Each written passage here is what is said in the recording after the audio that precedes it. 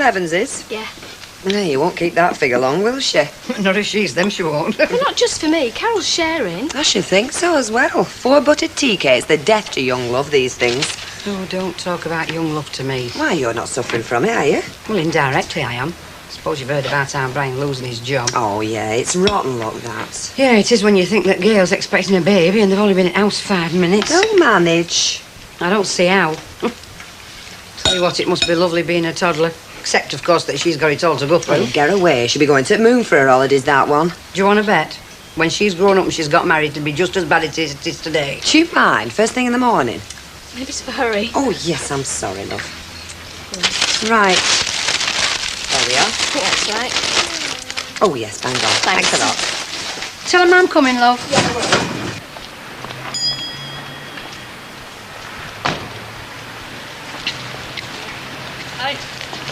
Look, I mustn't be late for work. Hold on, what's the matter? What's the matter? You know what the matter is? Last night, We were only in Len's yard. We weren't doing anything wrong. a policeman found us. A policeman from me dad's station. Does he know your dad? He hasn't said anything. Well, there's nothing to worry about, is there? I mean, if he knew, he'd have said something, wouldn't he? I suppose so. Look, I don't know. All I know is he said he hadn't got to see you again. You gave the policeman your wrong name. No one's going to find out. What, do you want to keep on seeing me? Of course I do. But where? Mrs. Hannah won't have us at your house, and I'm not going to that yard again. Oh, we'll find somewhere. Shall I tell them that you're coming out then, love? Got to go.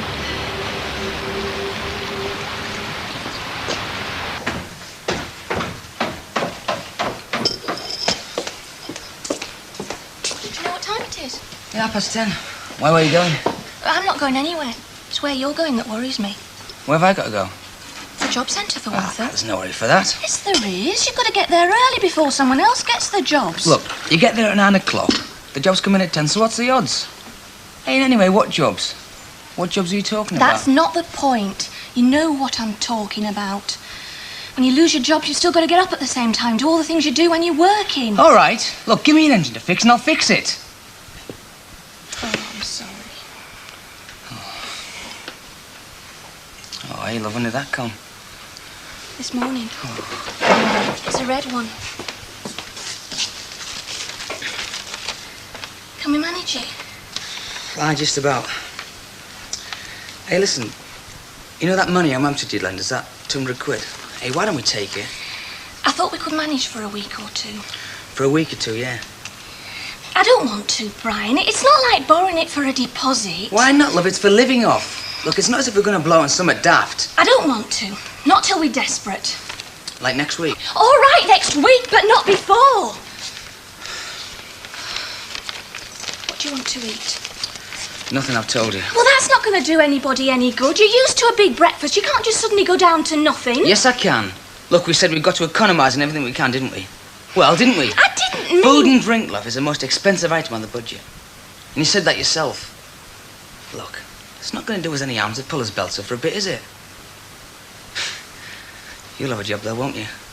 I will, won't I? Oh. Oh, I'm glad we can still laugh. Yeah. So am I. Right! Right, steady as she goes. Up against the wall. There we go. Oh, a bit to the left.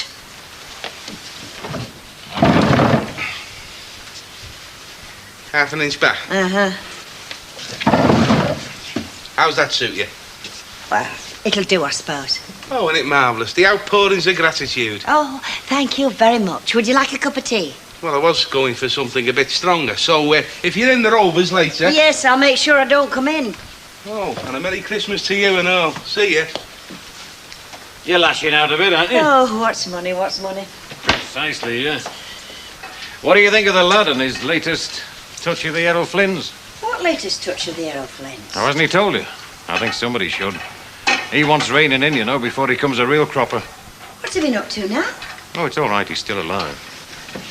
Just that he was in the yard last night with his little girlfriend canoodling. What little girlfriend's this? You know, Karen, the one who works over the road. He wasn't supposed to be seeing her anymore. I know, but he is. I was sitting watching telly last night. The phone rings. I've got to go round the yard. Identify him. Oh, no. Who caught him? I don't know. Some conscientious young copper. Oh, the daft little devil. I told him. I warned him to watch it. I'd offer you a penny for him, but I bet they're worth a bob. Eh? Well, you're deep down memory lane, Albert. Oh, why shouldn't I be? I've got memories and all, you know. I never said you don't love it. I'm sure you have. And some very pleasant ones, too. Oh, aye. And some not so pleasant. Yeah, well, we all have them, don't we? Right, what can I get you? Or is that what you're making your mind up about? What kind of soup's on today? Hang on. Mrs. Walker, what's the soup for today? Cream of vegetable. Cream of vegetable, though. Is it homemade? Mr. Tatlow, practically every day of your life you ask me that question, and practically every day of my life I give you the same answer. I know, but you might have started slacking now, mightn't you? I mean, like these cafes that open. They're all right for the first 6 months, and then they start slacking a bit. Mr. And they Tatlock. feed you with all kinds of rubbish. Mr. Tatlock, as far as I am concerned, standards are to me maintained, hopefully raised, never lowered. Now, that has always been my creed and always will be, and if you don't want to drink my soup, you're perfectly at liberty not to do so. Right, what are you having? Bowl of soup and a meat and tater pie. Right. Where's the Incredible Hulk then? Well, if I'm lucky, I'm collecting his window money. If I'm not, in flying horse. Listen, you don't want to push him too hard, Hilda. You'll drive him into the arms of another woman, you know. Too, heaven help her. Any woman what could get her arms round him should be on Golden Mile. Oh, you know Johnny, don't you? Yeah, I wish I didn't. Now then, Hilda, let bygones be bygones. Actually, if the truth be known, you did this lad a favour, you know. Isn't that right? Hello, Mrs. O. I went back to my wife after you chucked me out, you know, and now we're back together again. And it could be said that you were instrumental. Oh, yes, you was definitely instrumental. Oh, well, quite right and all. That's where you belong. No hard feelings then. Not so long as you behave yourself. Oh, I will. Mrs. Walker? Oh, you don't need to buy us a drink. I wasn't going to, love. Excuse me, Mrs. Walker. Yes? Could I give you the benefit of my experience? Now, as you know, Eddie and me are members of the refuse collecting team that... What are responsible for this area, like? Yes, I do know that. Yeah, well, you see, it's only a small thing, but... You mean the tins? Correct. He was going to tell you tomorrow when we collected, but he's got a great eye for detail, this lad here, you know. Which is about those big soup tins you've got. You know the ones I mean, the big catering tins? Well, if you fill them full of rubbish before you put them out for the bins, you'll get more in. But if you leave them empty, as you sometimes do, now you're wasting valuable bin space. Look, if you don't... No, you know the ones I mean, don't you? It's the big £7 soup tins, the catering ones. Yeah, but what kind of soup tins are them? You know, Albert, them big catering tins full of soup powder. Oh, but she said it were homemade. Eh? Mr. Tatlock, there are days when it is quite impossible to make homemade soup. Time simply does not permit. Well, I'm not paying full price. If you charge 20 pence for a bowl of homemade, I'm giving you 10. And that's all you're going to get. Elizabeth, charge Mr. Tatlock 10 pence. Do you mind not discussing the contents of my dustbin with all and sundry? Well, I'm sorry. He was only trying to help Mrs. Walker. Well, I'd rather he didn't. What I put into my dustbin is between me and my maker, and it is nobody else's business whatsoever. Like them girly magazines. Hey, shut up, will you? Actually, it's very interesting, you know. Very interesting subject, what goes into bins. Mr. Yates? I'm talking in general now. It's just that, well, in our job, there's a lot that is of sociological interest, like. I mean, you show me the rubbish, and I will show you the fella. Isn't that right, Johnny? True. True as I'm riding this bike. Oh, be serious. No, it's just that, you see, if I had my way, what I would do is I would team up the dustbin men with the social services. I mean, we could be an early warning system for alcoholics and that sort of thing. I mean, only yesterday, Mrs. Walker, and I'm talking generally, and I won't mention any names because you're right, it is an invasion of privacy. But only yesterday, I was walking down Rosamond Street and there was this old woman tottering she was. Anyway, I helped her across the road, and this morning I empty her bin. Now I know why she's tottering, now I know why she needs help. 7 pot noodle cans and 56 bottles of cider. Mr. Yates, do you mind not talking about rubbish? People are eating here.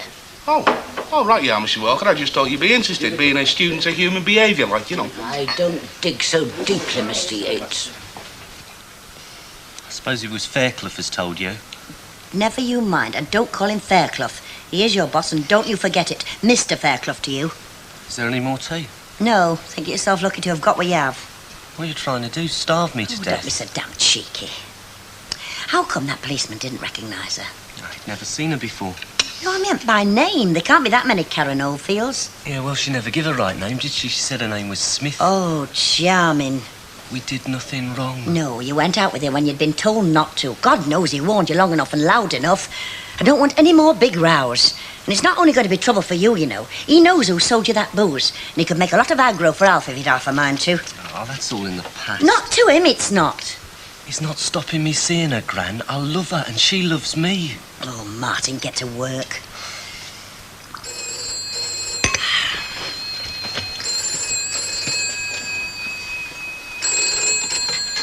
Hello? Yes? You know who this is? Sergeant Oldfield, Karen's father. Yes, I recognise your voice. What can I do for you? Nothing over the phone. I just wanted to check you were in. I want a word with you. 10 minutes, all right? You'll still be at home. Yes, I suppose so. I'll be here.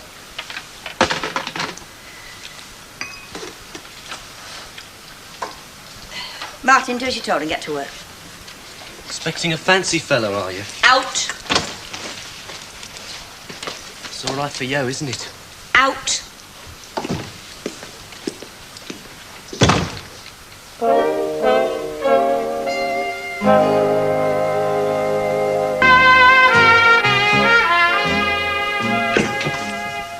So, which sweets do you prefer then? Chocolate buttons. Chocolate buttons. Could the young lady have some chocolate buttons, please? Certainly, sir. There we are. There you go. There's a good girl. Here we are. It's a pleasure. Now then, let's lift you down before your mummy cuts you up and sells you at 50 pence apiece. Come round here, lovey. Right. Is that it? Oh, I think so. Mind you, I don't mind forgetting the odd article nowadays. It's a pleasure coming back. Oh, I'll tell Alf. You said that. I think he'll understand. Where is he, lunch? No, he's gone away for a couple of days. Gone to stay with some friends in Yorkshire. Ripon, I think he said. Oh, that's nice. That'll do him good. Aye, to do us all good. Yeah, but he is alone, isn't he? I mean, you have got Tracy. Yeah, it's funny that, though. I never seem to think about Tracy as being a separate person. We just seem to make one, don't we, Chuck?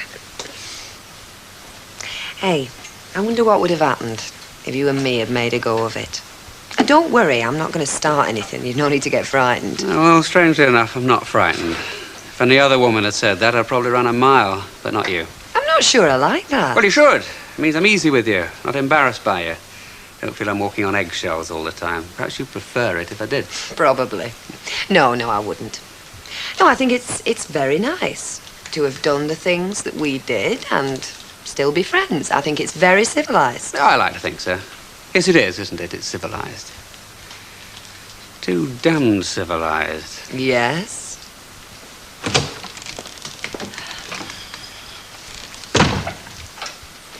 Did you have to come to the house? Don't tell me you're embarrassed by a police officer coming to the house, Mrs. I don't know what you're implying, but I don't like the sound of it. Now, let's just stick to the subject, shall we? You know why I'm here. Do I? Don't you? Didn't he tell you? Doesn't he think that much of you? As a matter of fact, he told me everything. Right. Well, you know why I'm here then, don't you? I've heard a thing or two as well. I'm here to put a stop to it once and for all. Do you hear? Once and for all. If you wag that finger at me again, I'll bite the flaming thing off. Don't you come that sort of thing with me, madam. I've 6 of your sort for breakfast. Now, listen, don't... you listen to me. I'll say this once and no more. If that grandson of yours so much as says one more word to my daughter, I'll have him in court. You wouldn't do a thing like that. Wouldn't I? Just you try me. She's a victim, is my daughter, and that's what the court are dear. Why are you behaving like this? Why are you being so vindictive? You don't know. You're a mother and you don't know.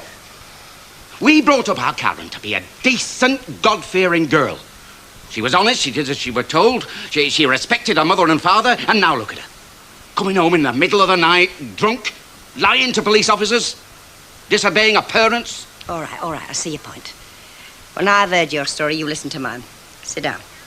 I said sit down. Want a drink? No, thanks.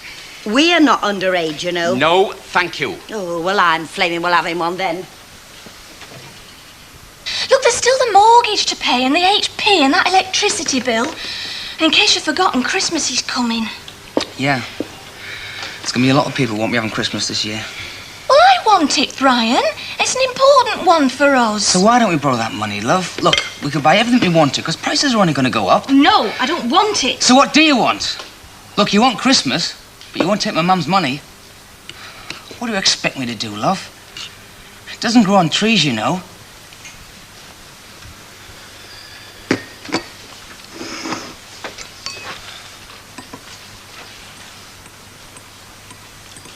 If it's any help, I've stopped them coming here. I should hope so. Oh, don't start that again. Has it ever occurred to you that it might be your fault? This attitude of yours. I mean, she's scared to death of you. She's your daughter and she's frightened to death, your own child. She never is. Look, she respects you then, shall we say that? She honours you, or whatever they say in the Bible. But it doesn't make any difference. Her feeling for Martin is just as strong. She doesn't know what to do. She's torn. She's torn between disobeying you and seeing the lad she loves. She's only a kid. Don't talk to me of She's 16. Didn't you never see Romeo and Juliet? She was committing suicide when she was 16. Don't talk that sort of... Look, you know what I mean. Why don't you give them a bit of encouragement? Help them out. You must know what they're going through. I haven't the faintest idea what they're going through. Well, how did you ever get married then? By flaming correspondence course? Now, don't come that. This never happened to me because we did what our parents told us. Well, why don't you tell them? Guide them. Lead the way. Don't drive them into the darkness round the corner.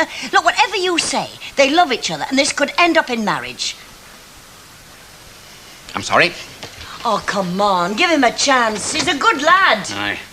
You know what that good lad did. Oh, he's only young. In my book, that's no excuse. A bad young un makes a bad old un. That is just I'm not not true. changing my mind. They don't see each other again. Oh, you know what'll happen. Mavis, will you get off the phone? You're driving me mad. God, not kidding. She drives me round a twist. Did you have to tell me, Gran? Eh? Did you have to tell me, Gran, about last night? Yes, I did, because you hadn't got the guts to tell her yourself. Yeah, well, it's got nothing to do with her. Oh, yes, it has. It's got everything to do with her. You act daft and she's clobbered for it. And before you say it's got nothing to do with me, I was the one who had to come round last night, you know. And I'm the one who trusted you with the key. Yeah, well, I suppose you want that back. No, it's all right. Keep it. But use it for what it was meant for, eh? I know what it's like, mate. You've got a nice girl, you want to talk to her, fair enough, but it's not as easy as that, is it? And I know the whole story, you know. About her dad being a police sergeant and you getting a bit of booze in, trying to get a K-line. Oh, she wasn't K-lied? No, and she wasn't ready for church either, was she? Go and get the brewer. Hey, I tell you what. I wish I'd have had a place like this to do my courting in. Oh, hello, Hilda. What is it, yes, yes, I haven't got all day. What is it? It's this can of hair colouring. Only Arthur's had it in the cab all week and he said it came from your bin and it's half full, you see. Mr. Yates, how many more times do I have to tell you? I'm only trying to help, Mrs. Walker. I mean, it must cost a bomb, this stuff, and as I say, the can's half full. Oh, is that your colour, Mrs. Walker? Platinum pearl? Kindly mind your own business, Mrs. Ogden. Now take that out of here immediately, and you are going to hear more about this. I don't know why she's flying off the handle. I mean, I wouldn't mind if I was doing her down, but I'm trying to save her some money. I mean, it's half a flaming can of hair colouring. Not very wise in the ways of women, are you, Eddie? Not very wise at all. Hi. Oh, hello. Hey, sit yourself down, kiddo. I'll get you a drink. Cheers. And you know, What do you think? don't get downhearted, Brian. That's going to do you no good. You were crying all over me last night. Well, I'm a woman, aren't I? It's allowed. Look, you've got a family to look after. There you are. Get that down, you. She's prop. He's had no luck. Well, I didn't think you would have somehow, but not to worry. It's got to come in it. Yeah. Hey, Mum, you know that money that you said you'd lent us, does Dad know about it? What money? That 200 quid that we've got in bank, I told him he could have it. Oh, well, what about it? Well, you'd know how you were last time. Well, last time we wanted it for holiday, didn't we? I mean, this time we don't. What's the point of having money in the bank when Gail and Brian are starving? Aunt Babby. Yeah, and Babby. So, it's okay then? I'll go and draw it out tomorrow. Aye, and think on, get yourself to the social security, get some off them and all. I mean, hell's bells, your mum and me paying off tax. May as well keep the benefits in the family. And don't let on about the 200 quid, all right? Because they'll only keep you waiting, know what I mean? Is that really the cleansing department? At last. Good. Now, can I speak to the manager? Now, tell me, does he spend any time in his office at all? I see. Well, take a pen and paper and make these notes and put them on his desk for when, if ever, he returns, right? Now, my name is Mrs. Annie Walker of the Rovers Return, Coronation Street, and I am a former mayoress of Weatherfield. Yes, it is indeed a complaint. Now, I will no longer tolerate the team of dustbin men who are at present emptying my dustbins. Understood? I want them changed immediately. Now put that note on the manager's desk and tell him that I require immediate results.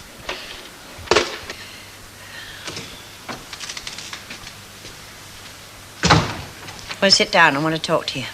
Look, I'm sorry about what I said. I never... Look, I don't care what you said. Sit down.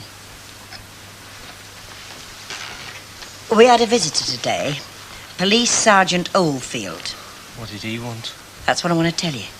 And for your sake, the girl's sake, and mine, I want you to listen and listen good. For starters, that policeman knew who she was.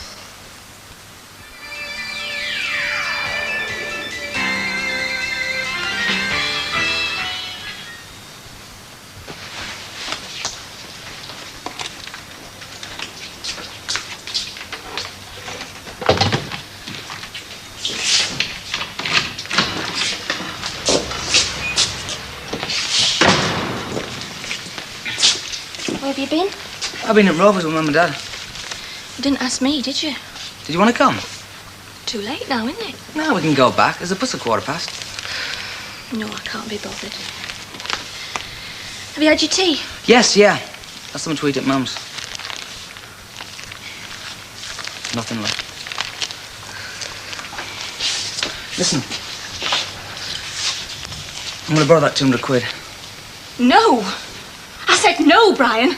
I don't want their money. It's charity and I don't want it. What else is there? Tell me. All right, I will. There's a job, that's what else There aren't there is. any jobs. There's the one you had, the one you should never have lost. I'm not going crawling back to him. All right, you stay in bed. Because I'm going to go see Ron Sykes tomorrow and I'm going to get that job back for you if you have to go down on me bended knees. Oh, no, you're not. Listen, I'm not having that. Well, what are you having? Your baby born on the dole, is that what you're having?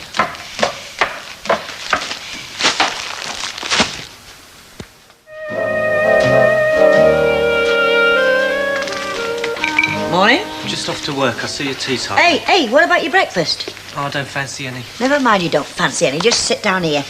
You're not going out to work on an empty stomach. Force feeding, is it? Yes, and you can write a letter to your MP if you like. As long as you're staying here, you're not walking about with a hole where your stomach should be.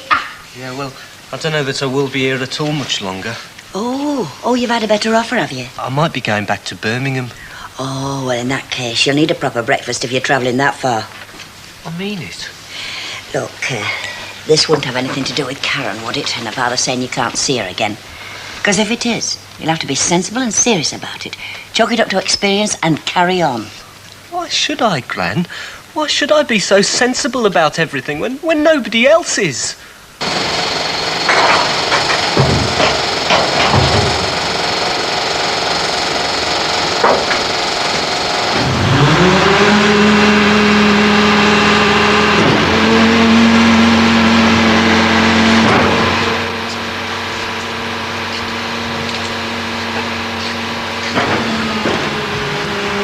What are we going to do then?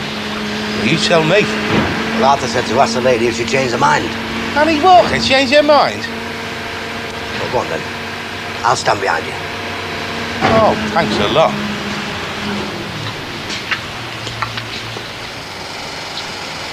Hey, here.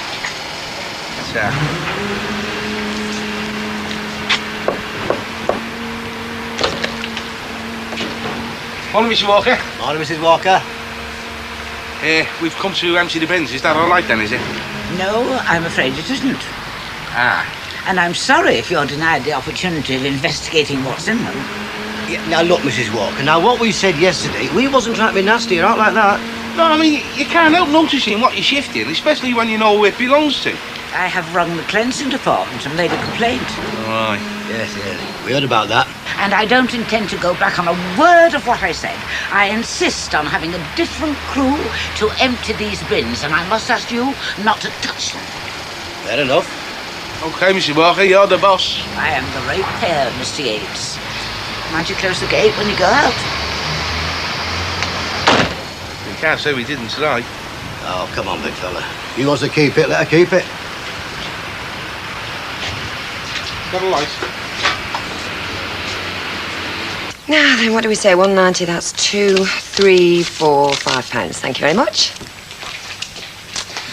Right. And what's your excuse for coming to see me today? Well, would you believe a box of matches? Oh, that's a cheap excuse. Is it all you can afford? A large box of matches. I see. And what's it for? And don't tell me it's because you started smoking, because I won't believe you. Well, you know that geyser in the centre kitchen? Yes. Well, it keeps going out, so I have to keep lighting it, which means I need a large box of matches. Ah, but you could be blowing it out for all I know. Oh, I don't think I need to go that far to find an excuse to come and see you. Oh, you don't know. I used to go to school with a girl called Sandra Perkins. It's true, this. And she had a crush on a lad who worked in a joiner's. Oh, yeah. So she went out and bought herself a rabbit, just so she'd have the excuse of going asking him for some sawdust for it to sleep on. Did it work? Oh, they're wed now. Oh, I'd better be careful then, hadn't I? Only if you want to be. Yes, Hilda. Oh, it's all right. There's no rush. You finish your little chat first. Ta. So, are you going to pay me for these matches? Or are you going to admit that it was just an excuse? Pay you. Otherwise, I won't have the nerve to show my face in here again. Oh, we can't have that. All right, I'll see you later. See you ta-da. Bye, Hilda. Ta-da.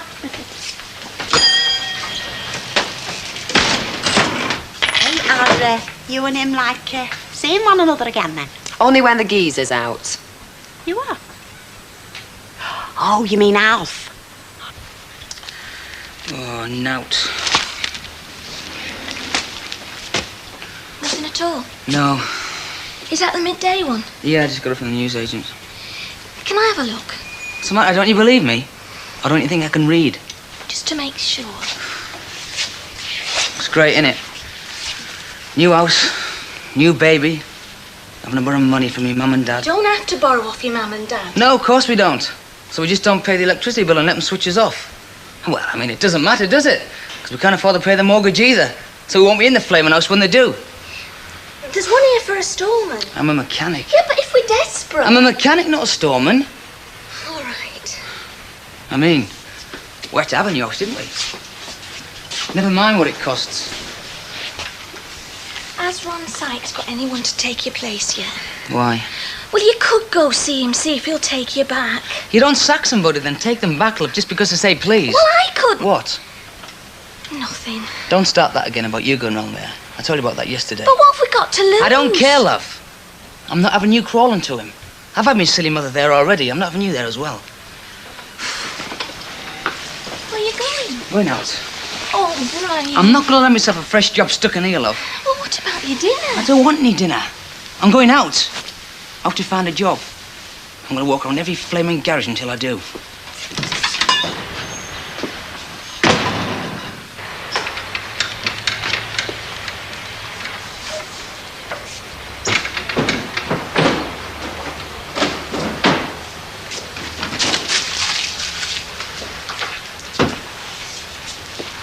Can I help you?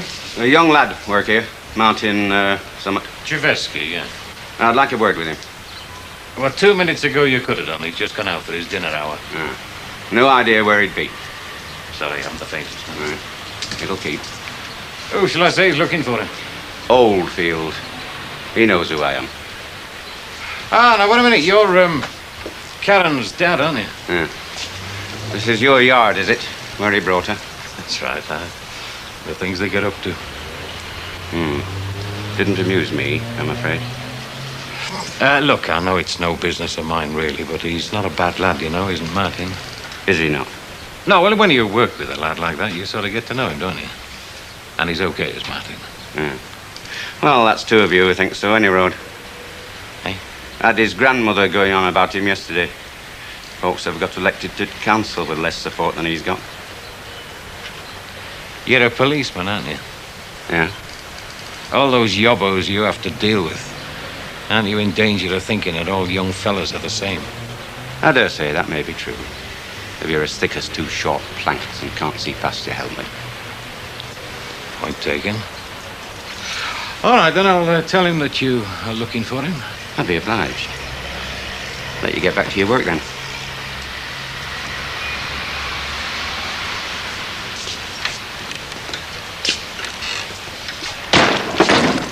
You won't, you know. I'm going for a pint. There you go, 74p. There's 4p on each bottle. Never now tough for them as work here, I notice. There isn't. There isn't for them as works hard either.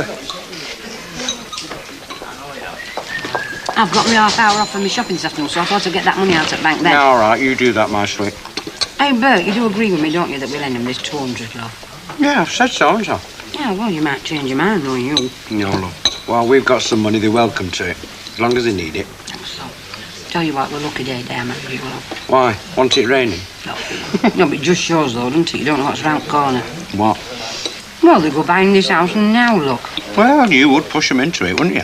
Eh? Well, you kept going on and on and on, didn't you? Why don't you get yourselves a new house? You kept saying it, love. You must be joking. I were one that were dead against it. Exactly. And were you right? You damned. No, seriously, though, love, when you do give them that money, don't go on. I mean, don't mention the house and the whys and wherefores and why they should or should not have bought it. Otherwise, the balloon is going to go up again, isn't it? And no mistake this time. I'm not that daft, Bert. I do live and learn. I'm not stupid, you know.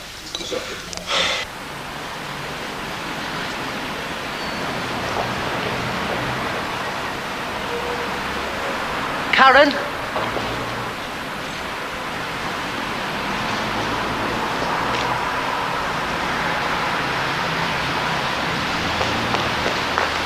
What are you doing here?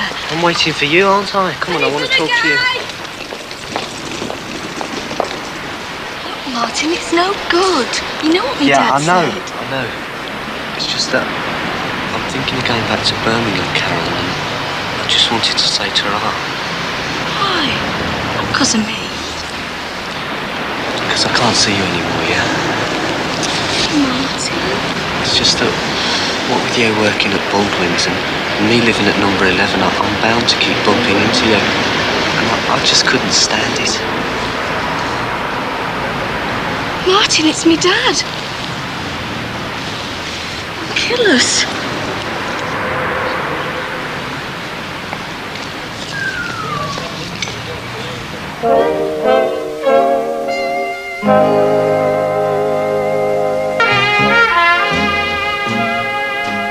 You got this afternoon off work or what? No. Right. Better get over there, aren't you?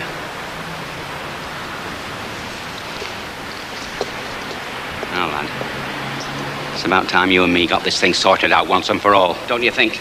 Look, it was my fault. I was waiting for her. It seems to me a lot of things are your fault. First I know of you, you bring her home drunk. State I never thought I'd see my daughter in. Hope take I never see her like it again. So I told her not to associate with you under any circumstances. And what happens? I hear from some constable who thinks it's a great joke that he's found her with you in a builder's yard. It's where I work. I know it's where you work. We had nowhere else to go. No. And why not? As you said, we couldn't. Because I said that you hadn't got to see her again. Didn't make a blind bit of difference, did it? So I told her again, and I told you. Leastwise, I tell Mrs. Tanner. She told you I called, did she? Yeah. Only what do I find? You and her still at it. Yeah, well, like I say, it was Only my under a viaduct this time. You've got some right choice meeting places, I must say. So what would you do now if you were me? I'm asking you, lad. I'd tell me to get lost, I suppose. Oh, you think that should work, do you? I mean, it seems to me people don't take much notice of what I say around here. I don't like that much. Yeah, well, you needn't worry. I'm not worrying, Sonny. No, I mean, I won't be seeing Karen again, because I won't be here. I'm going back to Birmingham. I only wanted to see her to say ta-ra. Birmingham? Yeah. Why are you doing that, lad? If I can't see Karen, then I'd rather not be here at all. It's that bad, is it? still love her, if that's what you mean. Aye. You've got some right funny ways of showing it, haven't you?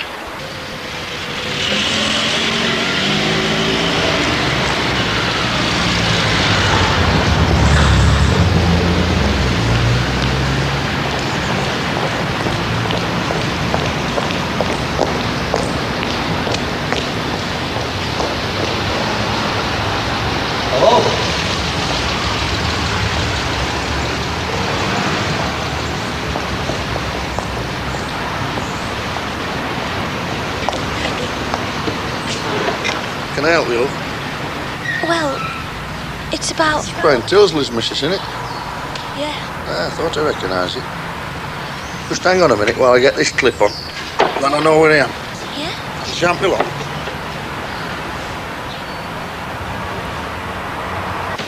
Come on, lads. You get round that lot. There's more millionaires in this pub than any other pub in Weatherfield. Penny for the guy. Two pints of garlic glitter, Yorkie. Hey, I say, them two should be in here, you know. How do you know they're not mates of ours off the bins? Yeah, couple of midgets. Takes two of them to carry one bin. See the one with the hat? Yeah. He's a driver. I know. Well, you'll cop for it when her ladyship comes now. She's not too keen on you two, you know. Get away. She was on the blower this morning, wanted to know when the new bin team's arriving. Yeah, the way she was this morning, you'd think it was her that was doing us a favour, even looking at the rubbish. We've got enough to shift without worrying about her. Don't tell me. Can we go in there? Of course you can. That's that special room I was telling you about, where all the millionaires are. Hey, look, you're not allowed through there, you lads. Now, I'm telling you, look, come on, let's have you out. Come on. Should get a couple of quid apiece off these, see? Penny for the guy, mister. It's too early. What do you mean it's too early? It's tonight. Well, it's too late then. Oh, I'd give that one up as a bad job. Yeah, lad. Thanks, mister. Right, come on, quick march. Come on, let's have you out. No messing, lads. Don't forget to say ta to your Uncle Fred for letting you collect. Thanks, Uncle Fred. All right, then. There you go. Is that all you can afford? Hey, cheeky young monkey. Your Brian sent you then, has he? No. No? He don't know I'm here. How's it going on then? You got a job yet? He's tried. He can't find one. I'm sorry to hear that. Well, that's why I was wondering whether you could take him back on here. No, there's no chance of that, love. Oh. See, when I get him his cars, it was for a good reason. As far as I'm concerned, nothing's changed. No. I mean, he can take it to an industrial tribunal and what the hell he likes. I think he's going to find he ain't got a leg to stand on. No. But I told his mother that. You know she's been here, don't you? Yeah. I told her that. I'm sorry, love, but you could have saved yourself a trip. It's just we're in such a mess. I can't work because of the baby. I don't know what we're going to do. Come on, it can't be that bad. Oh, I'm sorry. I mean, I'll give him a good reference. He was always a good grafter. I mean, I've never had any complaints against him that way. Thanks. You understand, don't you? I mean, a place as small as this, I can lose my good name overnight through a stunt like what he pulled. I mean, it's not just one customer. I mean, word soon gets round. Yeah. Has he tried Bingham's yet? I heard they were looking for a fella a couple of weeks back. He's tried everywhere.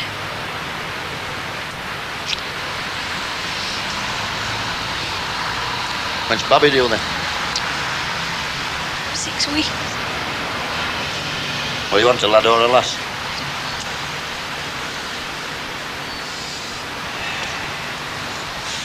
I don't know. I'm a fool to myself sometimes, me. You better tell him to come round and see me at morning, ain't you? Into work? Well, he's not much good to me any other way, is he? I don't know what to say. Well, you can tell him I'm not doing it for him, so he needn't think I am. I'm doing it for that babby.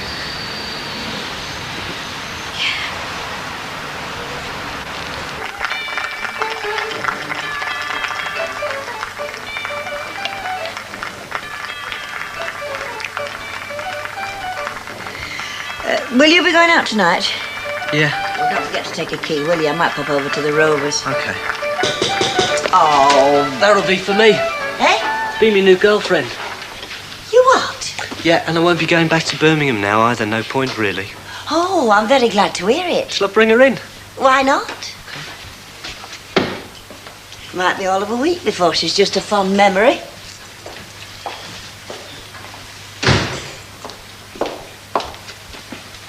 Hello, Elsie. What's all this in it of? It's all right. Now, look, it won't work, Martin. You know what her father said, and I'm surprised at you, young lady, not taking any more notice. It's all right, Gran, really. Honest, Elsie. Dad said he doesn't mind if we go out together anymore. That's not what your father said to me here yesterday. Oh, I think Yachton changed his mind. Oh, why? And Mr. Fairclough had a go at him too. Yeah, and I had to go at him. Oh, you mean he had a go at you? You mean your dad knows you're around here with Martin? Yeah. And he doesn't mind? No. Only he did say if anything else happens, he's going to bring back capital punishment, especially for Martin. You know, he didn't seem the type to give second chances. Oh, he's all right, really. Well, I'm glad to hear it. I'm very pleased for both of you. Thanks. We're going out now to celebrate. I should hope you are. Yeah, we're going to get some cider and go round Len's yard. Don't you dare!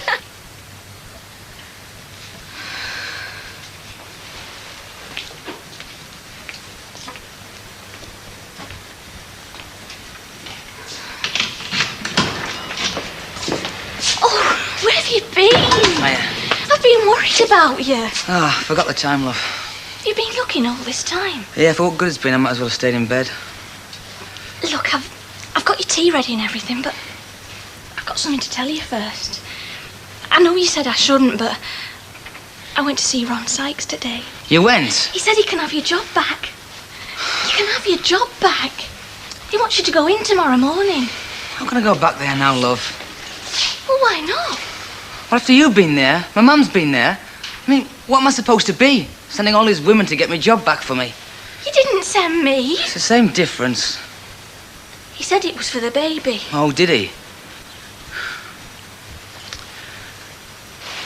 Are you sure he said that? Tomorrow morning? Oh, come here, love. I'm just tired, that's all.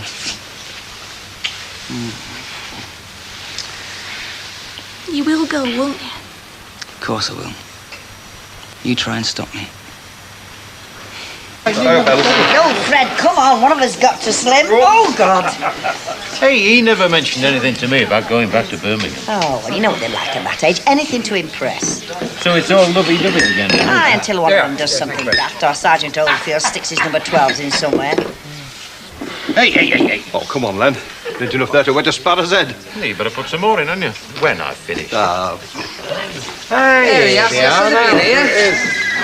Come and sit down, look. We've just been talking about Hey, what you having to drink, Gail? Oh, have an orange juice, please. Orange juice. You've not been banned then.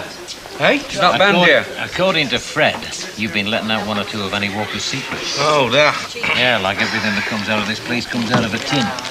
Homemade soup, hair colouring. Oh, she'll love that. Yeah, don't remind me. Could I have a pint of bitter, please, Fred? Hang about, Bert. I've only got one pair of hands, mate. What looks like another pair's actually his ears. Yes, lovey. A pint of bitter and an orange juice, Betty, love, and Okay, thank my you. love. Has your Brian had any luck with his job, yeah? Well, he's only just come in. I've not had a chance to have a word, but I don't think so, no. Got every sympathy with him, mate. Every sympathy. Well, you want to give him some advice, don't you? I mean, being unemployed never got you down. Yeah, but then I was happy with the life of an idle layabout. I mean, the only reason I didn't have a job was I ran a mile every time I saw one coming. Yeah. Now, your Brian wouldn't be happy with the life of an idle layabout. He wants a job, and that's when it hurts. That relief, love. I know I've not slept for worry, especially with Babby coming. Oh, it's him we have to thank. No, I think it's you that deserves thanks, love. I mean, let's face it, I went and I did no good, did I? You've got a lovely little lassie, don't you forget it. Aye, you're not so bad. There we are, kids. You'll never guess what. What? Well, you better tell me then, hadn't Tell you? your dad then. Go went and got my job back. What? You went to the garage? Hey, that is marvellous. It's smashing news, that. Cheers. He was ever so mad when I told him. Hey, Brian, does this mean... I mean, I'm not being funny, it's still there, but will you still want that 200 quid, love? Because I've been and drawn it out of bank for you. No, it's okay now, Mum. Well, Thanks a lot. Just as you like, love. Hey, listen, love, that money's safe, is it? The 200 quid, like? Yeah, I've left it at home. Ah, but where? I've left it in one of my shoes in wardrobe. But how do you know which one? Yeah, I mean, it could be lying there, love. It could take days to find it, you know what I mean? Clever. It's in my brown ones which sling back. Your brown ones with the sling backs. Oops, you mean the ones you're wearing? Oh. Oh, well, it must be in one of the other ones then. I'm glad to see that our disagreement hasn't prevented you from drinking in here, Mr. Yates. Oh, well, habits of a lifetime, Mrs. Walker. Indeed. And I trust that everybody understands the situation now. Yes, well, I think I perhaps understand the situation a little bit better than you do, actually. Oh, and how would that be? Well, I didn't want to stir things up, Mrs. Walker, but now you mention it... Yes? Well, the fact is, Mrs. Walker, that if we don't move it, nobody's going to touch that rubbish. I think you'll find that the cleansing department think otherwise. Sorry, Mrs. Walker. No, you see, you ringing up like that, it rubbed one or two people up the wrong way, and, well, we've had a vote on it, and the Rovers is what's known in the trade as blacked. Do you know what I mean? There isn't a bin man in the country going to touch that stuff till we say so.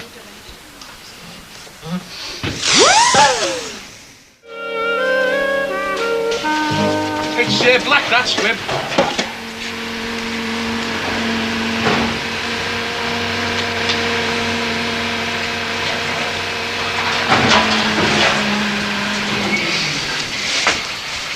No joy, eh, Mrs. Walker? Passed us by again, nothing shifted. Tea leaves, eggshells. Still, we're still got our secrets, haven't we? I mean, they're not down at the tip looking for clues to our lifestyle. Well, really, Mrs. Walker, I mean, is it worth making an issue?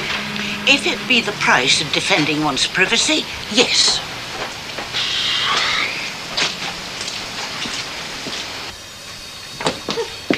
Lunatics, them bin men. Did you hear them? How's your love life? Cheeky beggars. Flaming Emma Len! Look at Toast. I told you to keep your eye on it. You've no system. Oh, I've got a system, all right. Just so happens that someone keeping their eye on the Toast while I'm in the backyard is a vital part of that system. I come down every morning, it's panic stations. Well, if my system's under attack, perhaps you wouldn't mind me making one or two comments about yours. Haven't got one. Oh, pardon me, but you have a very good system, a very simple system. Ease yourself very gently into the day, don't you, sunshine? Come downstairs, wait for your breakfast, look at your letters. There's one here from Uncle Sam. Elsie Tanner's Congressional Medal. Uncle Sam in Blackpool. I'm not expected to eat that, am I? Please yourself. Is that all I'm getting for breakfast? No bacon and eggs? Oh, come on, love. I need some sustenance today. I've got a fella coming down the yard. He's doing the books. I can't face him on just burnt toast. I shall have to face him on just toast, because I presume he's doing the cabin books as well. He usually does. He wants us to spend Christmas in Blackpool with him. Eh? Joe, your Uncle Sam. Oh, smash. I'm writing this letter early in case the price of stamps goes up. Well, I can't wait. 2 fellas to cook for. Wonderful. Because you know us working class women, how we love to serve our men. Is that all I'm getting for breakfast? Sarcasm on toast. Because with the arsenic in the tea. So bacon and eggs is out. Blackpool in Christmas is out. Did I say that? No, but you more or less intimated, didn't you? I wouldn't mind going to a hotel. I mean, they do special rates for Christmas. Because somewhere quite posh in Blackpool still see Uncle Sam. I don't like hotels. You live in a hotel and you get 4-star service as well. You call that 4-star service burnt toast, burnt offerings like that? Oh, come on, love, be fair. I mean, I'm the one who makes the living in this house, you know. I know the cabin contributes, yes. But I'm the one who flogs his guts out every day, making the lion's share. I simply haven't got time. I'm due at the town hall around 10. You've been sat for 15 minutes reading that paper. Well, if I'm not entitled to read the paper... You could have had all the pots washed. So could you. No, I couldn't. I'm doing my shoes. Yeah, I noticed. But if you saw how busy, you could have seen to them pots. But you've got all morning. I haven't. I'm going out.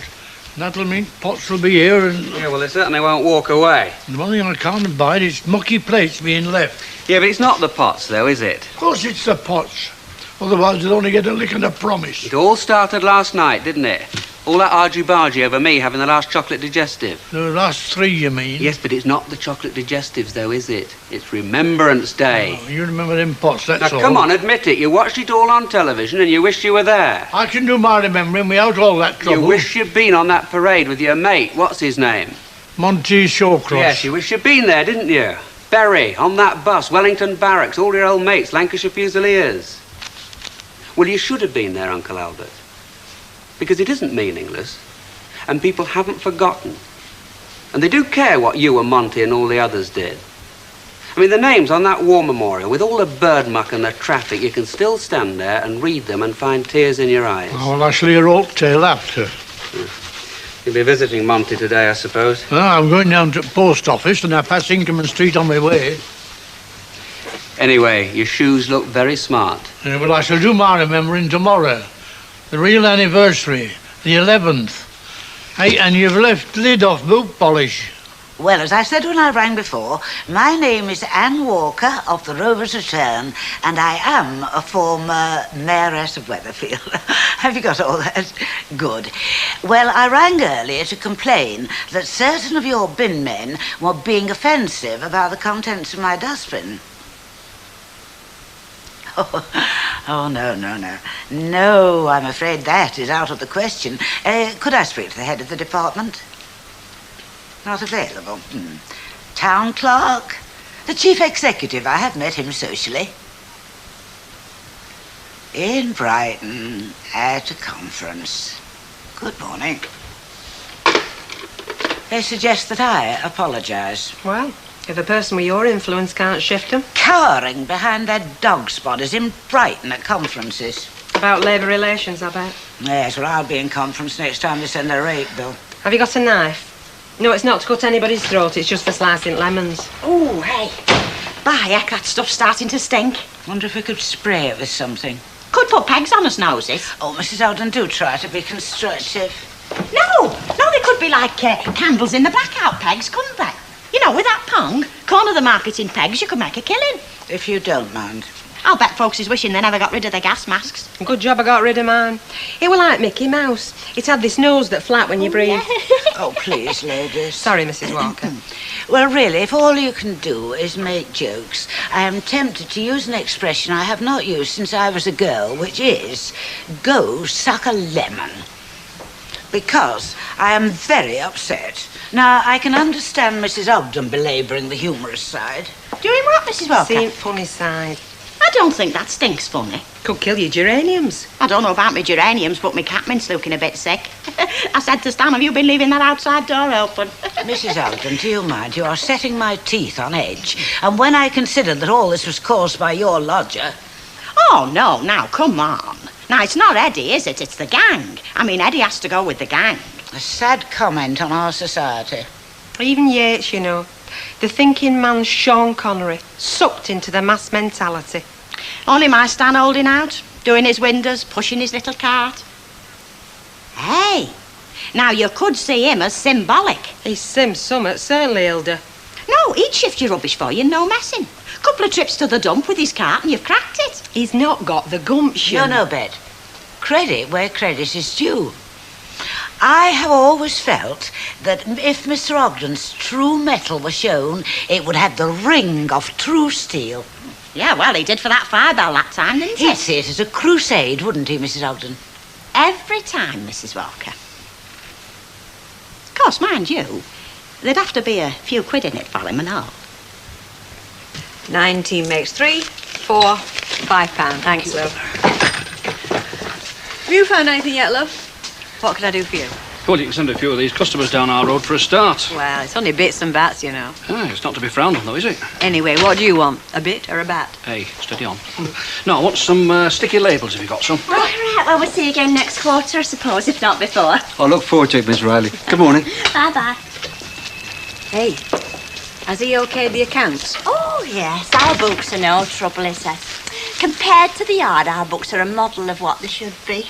30% more profitability, apart from anything else. Takes him a cup of tea up, disappears for 3 hours. Well, it's nice to know you've been missed, isn't it? Missed? It's been one long procession in here. What can I get for you, Eddie? Oh, yeah, I'll have a packet of chewy, mate. Got to keep the old phlegm moving, haven't you, Ralph? You want to get that rubbish moved before it starts smelling the place out. Now, don't look at me, Squire. All this daft nonsense about blacking it. It's going to be a flipping health hazard. We'll have rats. Oh, not rats. Look, like I said, don't look at me. A vote was taken, hands were shown. You started it all. Look, all it needed was a slap on the wrist or a quiet word, enough said. The secrets of Annie Walker's dustbin would have been safe for all time. I mean, I drink in the Rovers, Alf. I don't want me tap turning off, but no. She makes a big fuss about it. Well, now the whole of the cleansing department's involved. Well, somebody's going to have to climb down. I don't see why you can't all just be friends. Listen, if that rubbish fetches rats... Well, I can see that it just put you in a bit of a predicament. I'm sick, Mavis. I am sick. Oh, you're taking both those, thank you. Thank you. £1 chip. Thank you. What were you said, Mavis? Profitability or something? Right, you're looking all bulled up this morning, Albert. Oh, get your hair cut. Don't tell me you've lost your key. No. Well, if you want to know what's at fridge, I'll tell you. Note. I'm going to have a bite with Monty Shawcroft myself and get the glowing reports of the Remembrance Parade. I've been at the house, and I've had a visitor. It's not Insurance Day. Monty's daughter, Mrs. Green. Oh, is he laid up? I told him he'd catch his death at Senator. No, it's worse than that. He's dead. It was a heart attack, very sudden, just before he was due to leave for London.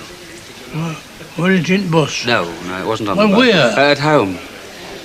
Tying his tie, his daughter said. Oh, I reckon you were fussed up. Always used to fuss before parades. Mind you, he never missed one before. Well, there's rotten bad luck missing this one of all parades. I suppose he could have had worse luck. Like that chap that was near to us at trenches. Got shot right between the eyes. 15 minutes before the armistice. How old was he? 80, huh? He'd had a good run. Pity he couldn't have been spared, though. Just for one day till he got there. Would you like a rum? No. No, I'd only sit here and mope. No, I'll get round to chip it. Oh, get me 10 pence while you're there, will you? 10 pennies? You must be living it past, aren't you? 17's the least they sell now.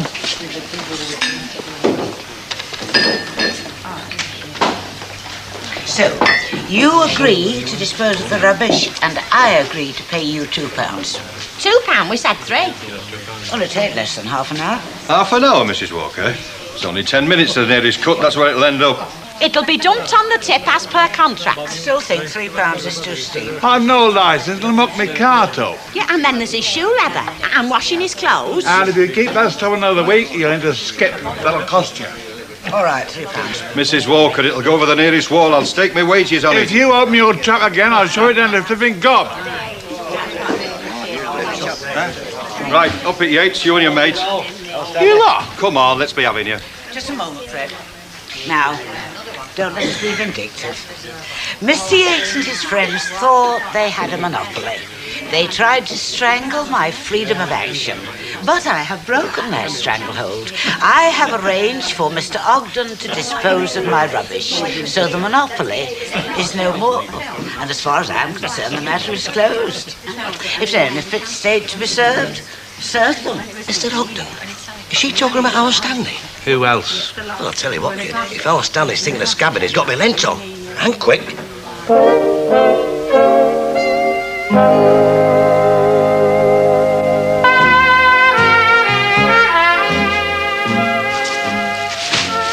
You'll have to shift that lot, Stan. Who says? The lads say. It's just not on, brother. Stop a bloke on here a few bob. Strike breaking, isn't it? It's me beer money, isn't it? This is collective, Stan. I've got to go along with the gang.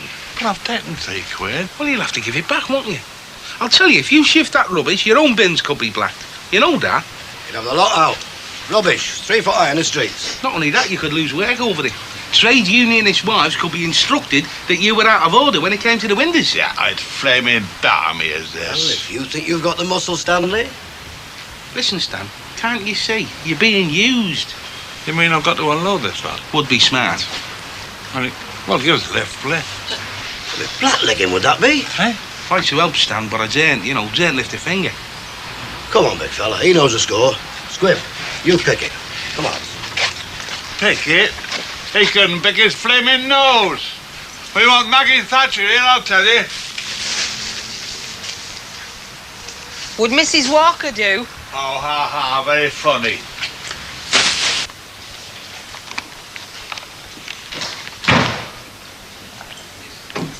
Oh, here you are.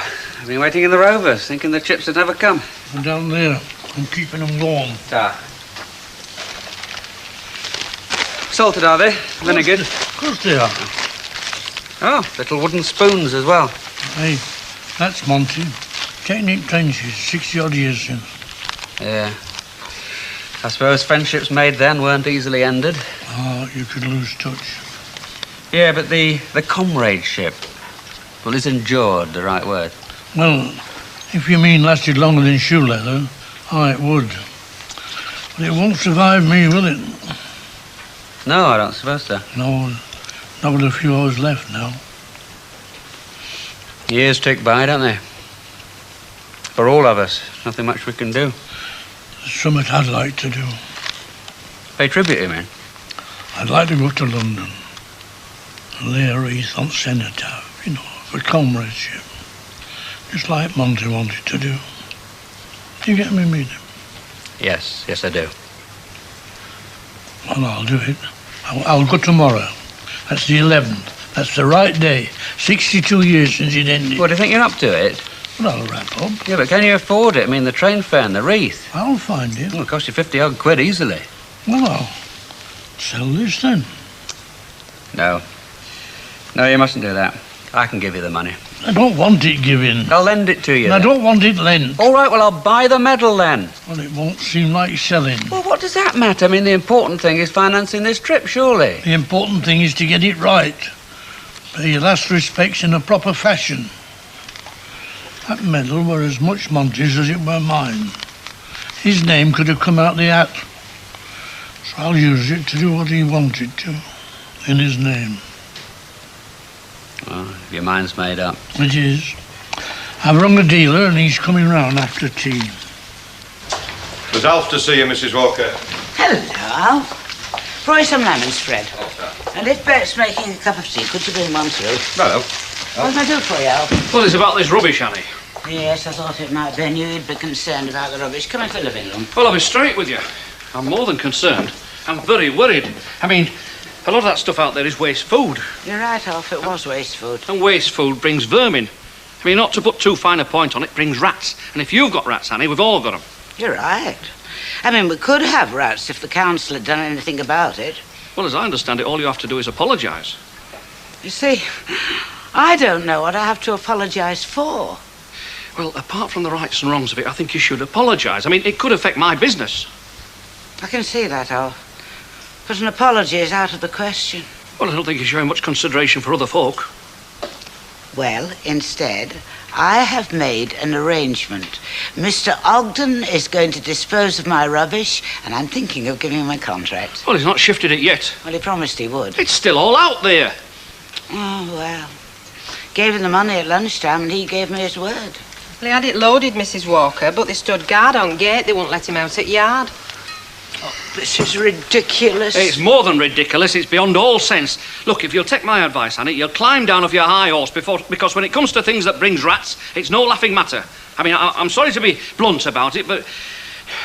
Well, anyway, I'll get off. Good afternoon. He's got a point, I suppose. Have you seen my jacket? Charcoal grey, semi-draped, smelling slightly of ale. Button off, was there?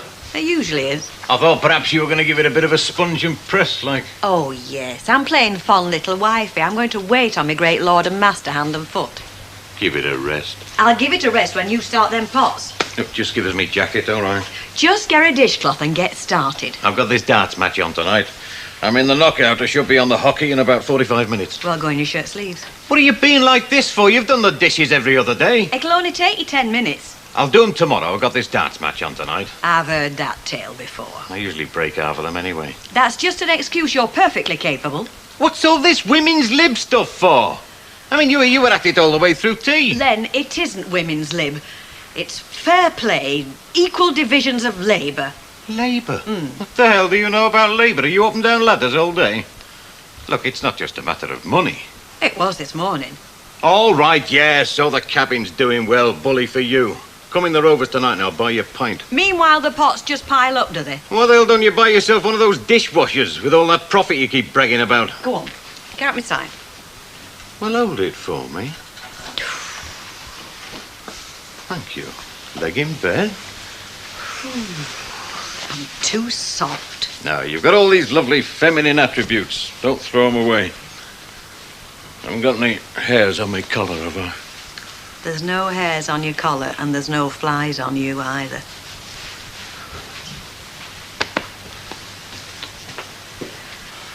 They've never had any value. Listen, when I was a nipper in the old pop shop, blokes used to come in with these. My old fella used to give them a quid out of pity. Finished up with a drawer full. Better off saving your boots, he used to say. And he'd been through it. 19 quid. Is that your last word? I can go to 21. And I'd have to say, take that or leave it, because at 22, I'm making a loss. There's nothing to stop you taking that rubbish right now. What, in the dark? I've got a torch. I wouldn't go on that tip in the dark. No, folk have disappeared on that tip after dark. Well then, first thing tomorrow. But the bin men are about 6 o'clock. They won't be round here. Now, you can take a back road, camouflage your cart. No chance. Hey, unless you did like they do in them prisoner of war camp films, Mrs. Walker. You know, sew bags in your underclothes with little strings on and sprinkle your rubbish all over Red Rag. May I remind you, Mr. Ogden, that I have paid you £3 to rid me of that rubbish? Mrs. Walker, if he's bowing out, you should have that 3 quid back, you know. Have it back? What about the humping? Yeah, and what about the risk of severe physical injury? Running the gauntlet of industrial pickets? In all fairness, Mrs. Walker, you were to blame by telling that fella Webb. Yeah, fancy telling the old pub that Stan was shifting it. Anyway, it's spent. Spent? I bought myself a new wassail. We must think of something. 5, 10, 15, 20, 21. 21 quid, is that it? Right. What price glory, as they say. 21 quid. And he made me feel he was doing himself. Yes, well, he's sure you weren't done. I mean, he was interested enough to come round, wasn't he? Oh, well, that was just to get his nose in, weren't it? To see what we had. Anyway, that won't get you to London. No, it's just about perfect reason. I could make up the difference. Perfect reason, and my bus fare into town. Because I'm going to lay it at Manchester Cenotaph in St. Peter's Square at 11 o'clock. See, what I could do with really is a woman. Well, we all need some. I could do a McCorn's cutting. Daily woman, you know. What about Hilda? Eh? Well, she's took no to Elson since she lost that job at factory. I say, Hilda. What's to do? Hilda, how would you feel about being our daily? On what basis? Well, if we said 2 hours a day, 5 days a week for starters.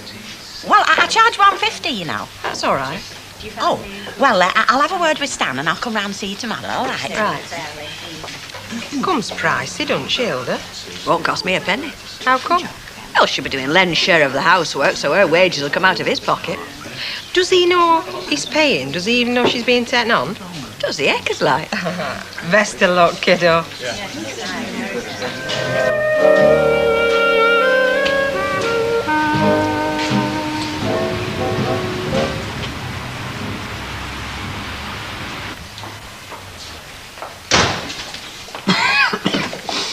There's a cat out there.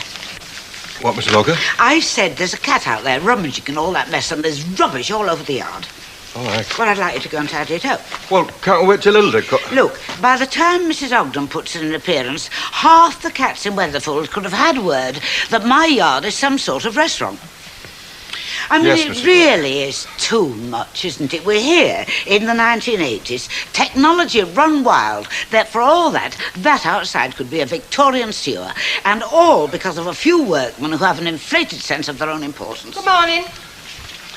A morning that starts like mine has bet is hardly likely to be good or even passing fair. Yes, well, I've been thinking, Mrs. Walker, about your rubbish. It's really quite simple getting rid of it. Well, it hasn't proved to be the case so far. No. Well, if the mountain won't go to Mohammed, Fred will have to go to the council tip, won't he? You what? Yeah. All you've got to do is bung it in the Rover and take it up to Slater's Hill. Bung it in the Rover? Nicely parcelled up, of course. But I mean, what's the alternative? Waiting for the bin lads to have a change of heart? I can't see it myself. You could have a right little Ben Nevis out there before the week's out. Well, I can't say I'm mad about the idea. I mean, the Rover is a limousine, not a refuse lorry. Still, desperate circumstances require desperate remedies, so off you go. But please, Fred, don't let people see you putting chicken bones and old potato peelings into poor Roger. Roger? That's what she calls a Rover. Oh, great, Lynch, great. Yeah, not bad, were it? If you know any more like that, just wring its flaming neck, will you? I was only trying to be helpful, Fred. Does that look straight to you? Perfect. You know, you'd earn a few more, Bob, if you started work sooner. It gets later and later every year. Well, you've seen them at these factories and that. They start work early, all right, but they finish in the middle of the afternoon. You don't work in a factory, love. You work for yourself. So you've got to be your own very hard little taskmaster. Or I'll be it. I can fix you up with a clock in lobby, so you can clock yourself in and out. Why don't you do one of them, what do you call it on your job? A time and motion study. You know, so you don't waste valuable time. Like keep lifting a pint glass to your gob, and if you manage to swallow it in one, then you wouldn't have to spend so much time in the Rovers. How do you do? What do you want? We haven't got any tea, coffee, sugar, or anything else that you never buy. Hello, love. Come in, Hilda. I'm not too soon, am I? Well, if you are, you're setting certain persons a very good example, which can't be bad. Too soon for what? Start cleaning up. Eh? You heard. Well, you do the cleaning up in here. Not anymore, love. You've lost your marbles, you. You've gone off your flipping rocker. Husbands, oh, funnier than the tube of cornflakes, aren't they? They just need showing who's boss every now and then. Oh, I couldn't agree more. For their own good. Right. Now, where do you want to start, Hilda? Well, anywhere, really. It'll all be hard work till I get it the way I want it.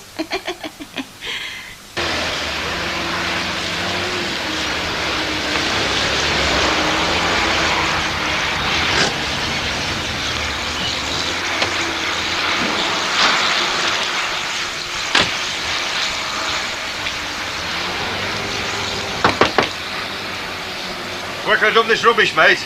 You what? I said, where can I dump this rubbish? I've got it in the boot.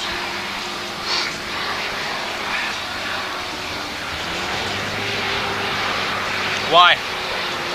Eh? Why ain't it been collected? In the normal way, like? By them lads over there, like? Oh, yeah, well, that's it, see. You know, they must have missed it, like. Missed it? Them lads never miss anything. They're like human bloodhounds when it comes to rubbish. Ah, well, they missed this, didn't they? What is it? Oh, just rubbish, you know. Well, what sort? Well, what sort of rubbish is there? It's rubbish, isn't it? Oh, I'll tell you what sort of rubbish there is, mate. There's rubbish we accept and there's rubbish we don't accept. That's what sort of rubbish there is, mate. This is just ordinary rubbish. From what sort of premises? Commercial premises. Well, what sort of commercial premises? We have to know, for chance it's injurious. Oh, well, licensed. That's it. It's a cafe. There's nothing... injurious? Oh, no way, no. Hey, you're from the Rover's Return, aren't you? The pub the lads are blacking. Me? On your bike. Hey, I say, mate, what if I dropped you the price of a couple of pints, you know? Oh. I mean, besides being conscientious, them lads are also very honest. Now, if they knew you tried to bribe me, they might just introduce that machine of theirs to this machine of yours. You'd definitely need a bike then, wouldn't you? I hope your missus bogs off with the tallyman, mate. She did that last year.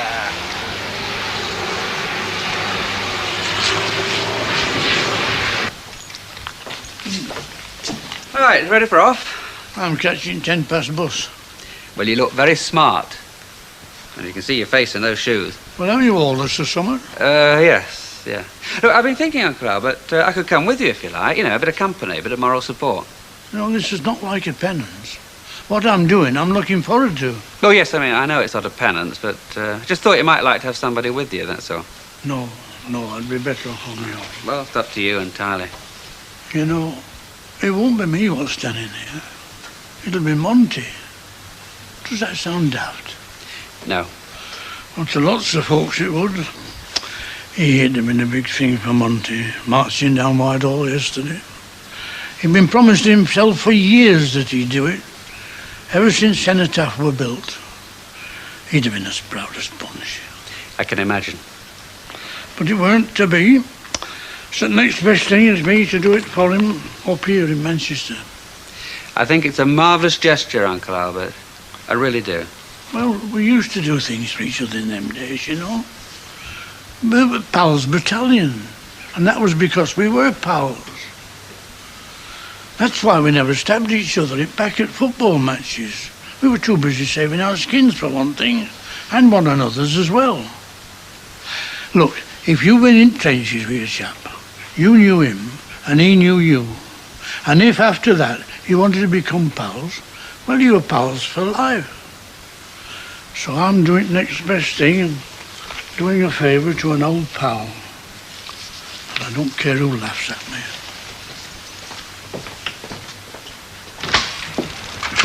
Oh, hello. Hello there. I thought I'd just come and report.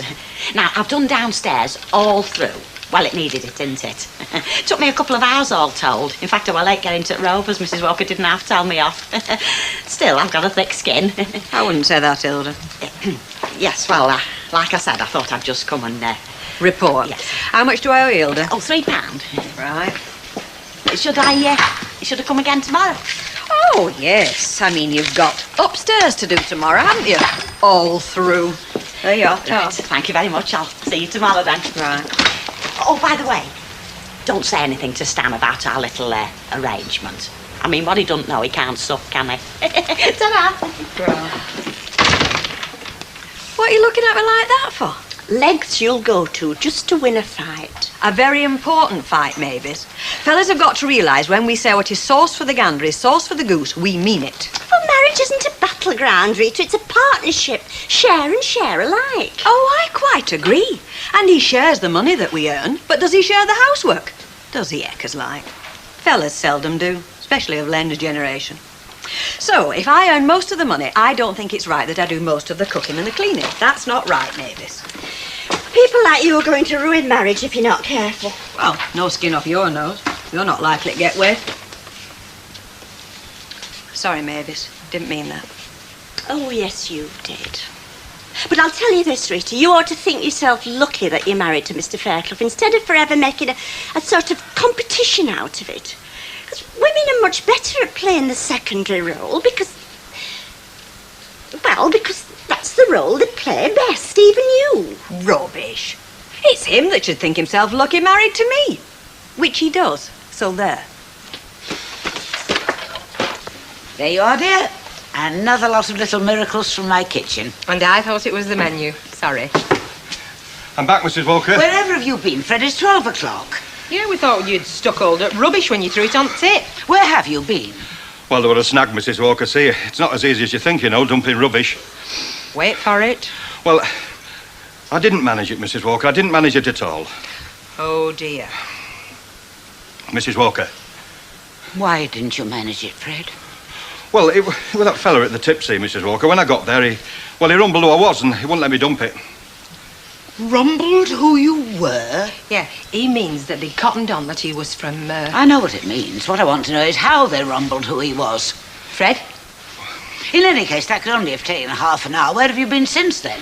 Well, I thought that rather than bring it back, I would drop it off in some quiet place, like. But, What? Well, it was his copper, see. It just sort of appeared in his panda car. You've been arrested? In the Rover? No, he just gave me a ticking off, you know, about dumping rubbish in the countryside. He said, Go on, Fred. He said it were a mean, cowardly and despicable act, and if he saw as much of the toffee paper sticking out that Rover again, well, my feet wouldn't touch. So the rubbish is still in the boot line? Yeah. By heck, Fred.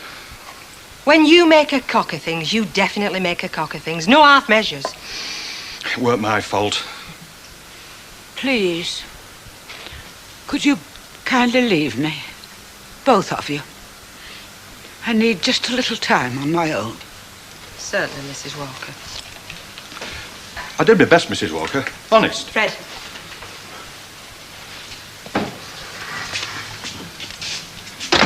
You know, with mates like you, Lynch, who needs enemies? That's all I've got to say. What did I do?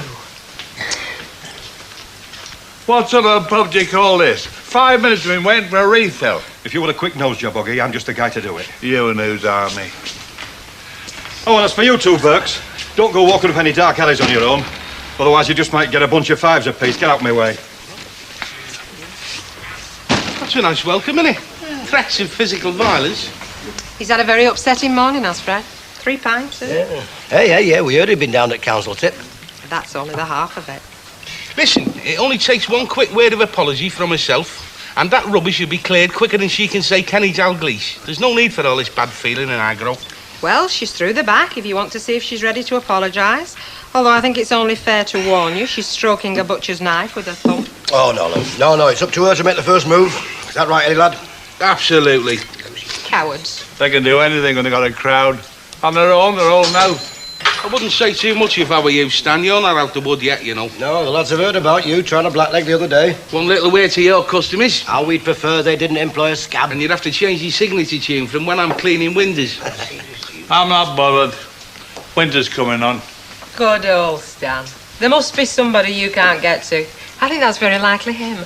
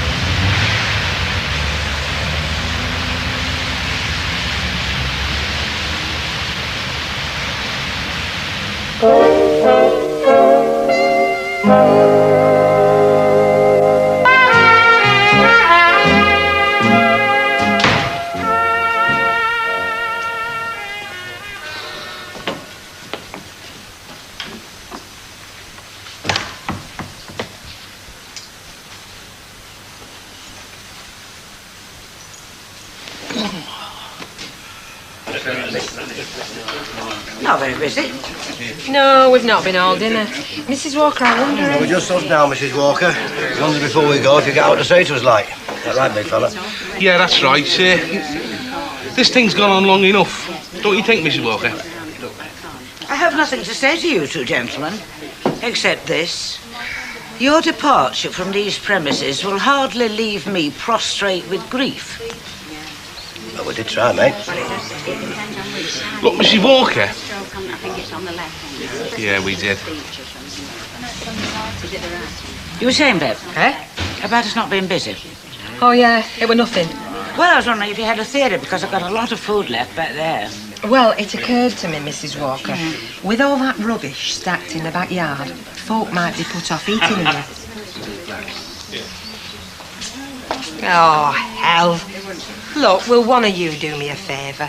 Go and have a word with Mrs. Walker. See if you can make her see sense before she blows her top, makes herself ill, or tries to kill somebody. Don't look at me. No, me. Oh, it's always me, innit? Always flipping me. You're a Bobby Dazzler cock, what are you? Yeah. Where's Alf going? To sort out Mrs. Walker, hopefully. Some job. Yeah. Anyway, what are you doing here at this time? Have you took day off? No, but I have a little more leisure time these days. Isn't that right, Len? Go and buy us a drink. Buy your own. Right, I will. There, vodka, please. Right. Ken, you believe in the equality of the sexes, don't you? No. You do? Yes, I do. Well, Len doesn't, but he will by the time I've finished. Who pays the wages? Tell me that. Ratepayers like me. So why shouldn't I choose who empties my bins, and why should I put up with insults and ridicule? Yeah, well, things aren't as simple as that nowadays, honey. Well, then they should be. You know, people are a lot more prickly, you know. I mean, they're more sensitive about their rights. Their rights? What about my rights as a ratepayer? Yeah, but you can't go riding roughshod over folk, especially not people with a bit of industrial muscle. They won't put up with it. They've had a bellyful of that in the past. So? You think I should meekly apologise, although I'm in the right? Well, no, not meekly. I mean, you could put it in such a way that they'd be satisfied and you wouldn't appear to be grovelling. Of course you could. I think that would be complete capitulation, nothing less. No, it wouldn't. It would be an intelligent compromise. I'm sorry, Alf, I don't think it would. If these people are such delicate flowers that they can't stand criticism or discipline, then it's too bad. I shall never capitulate. Never. How'd it go? All right. Placed the wreath all right? Of course I did. Good. Ken, what does cenotaph mean? Well, I think it means empty tomb. Oh, then I reckon they should put an unknown soldier in every one. They'd have found plenty. Yes, I suppose so. Oh, there were a family called Bates then, lived in Bright Street. Lost 4 sons. 4. It wasn't uncommon, was it? How did they get you to do it, Uncle Albert? To live in those obscene trenches and then to go over the top to your death? I mean, you must have known it was stupid and a waste. We just accepted it. We did in them days. And folks like us, you know, we didn't count for a lot. There were us and us betters. I don't think they could get the youngsters to do it now. No. Not long the war went on. They found it harder to get them to do it, I can tell you.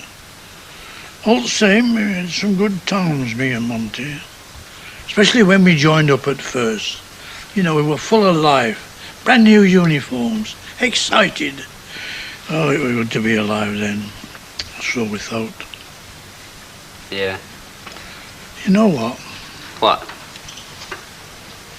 I wouldn't have missed it for the world. And Monty were exactly the same too. You know, we'd had something that the youngsters today'll never have. Even all the names on all them cenotaphs.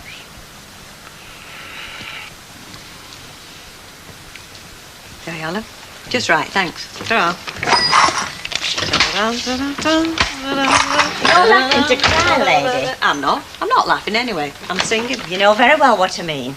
Well, why shouldn't I laugh? I've just found out that I earn more money than my husband, and that's power, lady. P-O-W-E-R. But you don't actually. I do. The accountant said so. He said the cabin earns more money than the yard. Me and you together earn more money than Mr. Fairclough, not you on your own. Well, I'm the main man here, aren't I? The brains, the get up and go. Oh, you don't half fancy yourself. All right, then. If you were married, like I'm sure you will be one day, and you find out that you earn more money than your husband, what would you do? Well, for a start, I'd make sure that his pride wasn't hurt in any way. I'd probably say it was just a one-off, like, just an accident. That it didn't make any difference to the balance of our relationship, and that as far as I was concerned, he was still the man of the house. That's what I'd do. Aren't you a rubbing rag? Has the last 10 or 15 years meant nothing to you? We've got the law on our side. We've even got a commission. And all you can talk about is the balance of a relationship, which in your case would mean you'd be down there and he'd be up here. Oh, no way. 50-50 or nothing. Especially now. Oh, yes. Especially now. I tell you, you're laughing to cry. No, so what I thought I'd come in a bit sooner in the morning, say 7:30. She'll be up by then, won't she? Well, she'll have to be if she wants this place cleaning, because I've got other clients now. So I heard. But I'll tell you this, Hilda. It's the wrong time to tackle her about anything. Definitely. Is that right, Fred? What?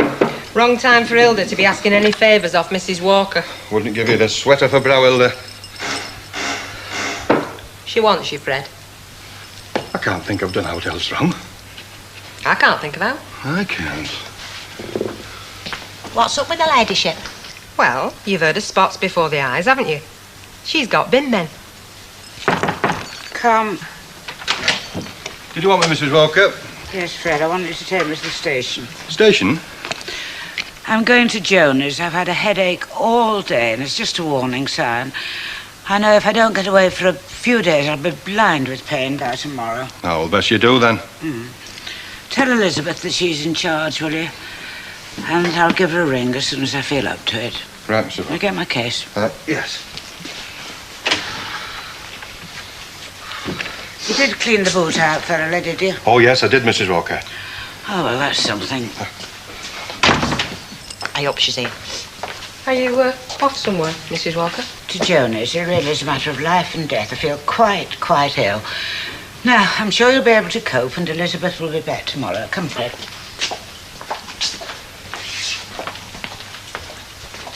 Oh, Mrs. Walker, I wanted a word with you about the cleaning. Oh, well, I'll just come in at 7:30, that's all. Fred'll have to let me in. She's run out on us, hasn't she? That's what she's done. She's run out on us. You know, Hilda didn't make half a bad job of charring. I was pleasantly surprised. Is she? And I must admit, I don't feel half as tired knowing I don't have to start cleaning up. That right? Apart from anything else, it's worth £3, isn't it, not to feel jiggered? And it's in your interest too, you know, so that I'm vivacious and willing, not just tired. Well, it's your money. You can do what you like with it. Pardon?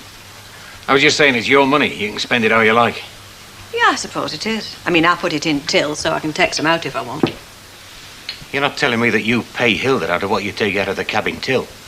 Yeah, of course I am. Like I say, I earn the money, so I should be able to spend a few quid on perks for myself, like you would, if you were earning a bomb. Which I'm not. Well, not as much as me, love. And that's my fault. Not entirely. I mean, I realise there's not as much work about, but I think you could be a bit more efficient, like. Right. That's it. That's it. Len? He's got no shoes on. If you think you can manage that yard better than me, you're welcome to bloody well try.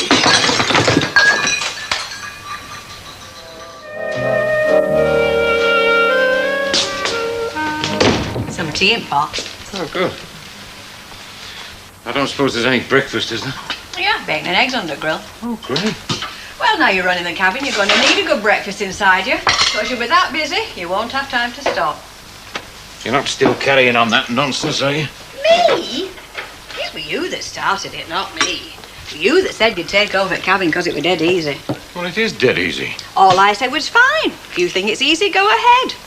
And while you're doing a proper job of work for a change, I'll do what you usually do. I go down to the yard and potter about.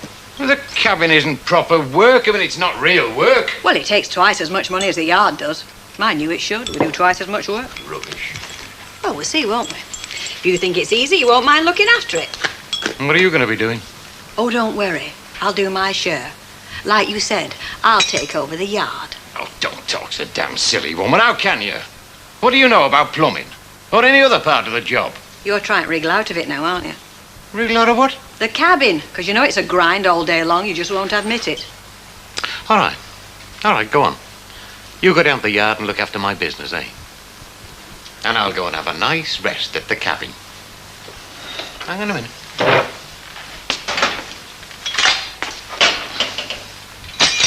Yeah. Well, go on. Martin will be waiting for you. There's the tools. Go and finish the job. I'm calling your bluff, lady. Who's bluffing?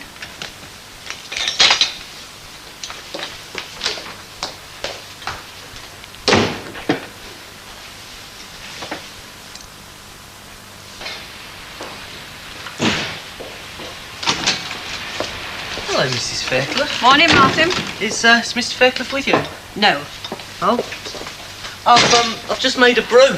Good lad. Is there something wrong with him? If I told you what were wrong with Len, we'd be here all morning. But he's not ill, if that's what you mean. No, he's looking after cabin today. Oh. Has he told you what he wants me to do? It's not up to him, though. Till further notice, I'm running this business. Great. Think I can't do it? Oh, no. Good, because that's what Len thinks. And I'm here to tell you that he's wrong. Oh, well, great. Don't get too comfy, Martin. Just because I've taken over doesn't say life's going to be cushy. Right, well, what have we got on? I mean, what's on the list? What were you doing yesterday? We were putting a new bath in Albert Road. And what does that involve? Oh, it's just a bit of painting mostly and fitting some fancy bath taps. You can do that, can't you? Yeah, I suppose so. Right, well, off you go. And when you've done that, Martin, you come back here, and I'll tell you your next move.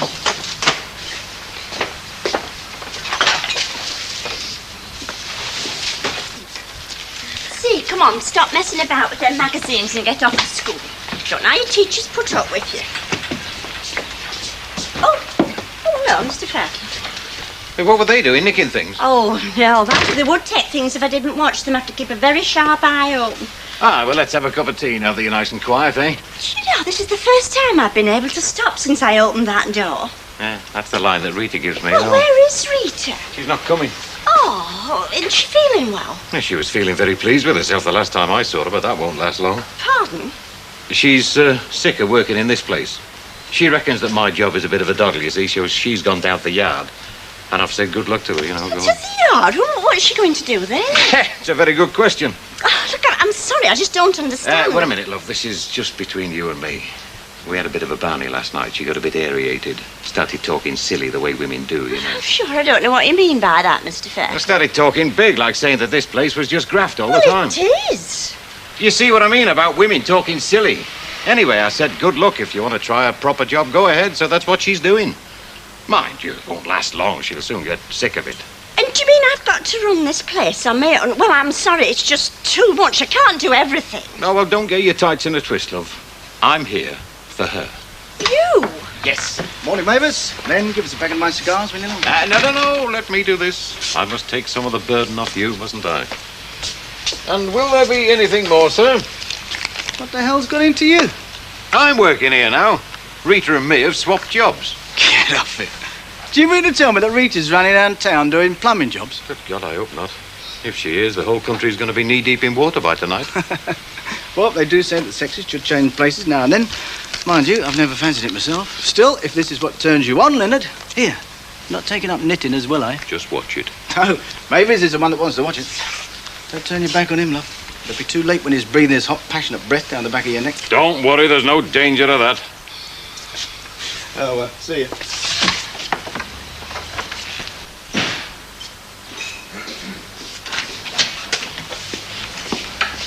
Is Len not back yet, then?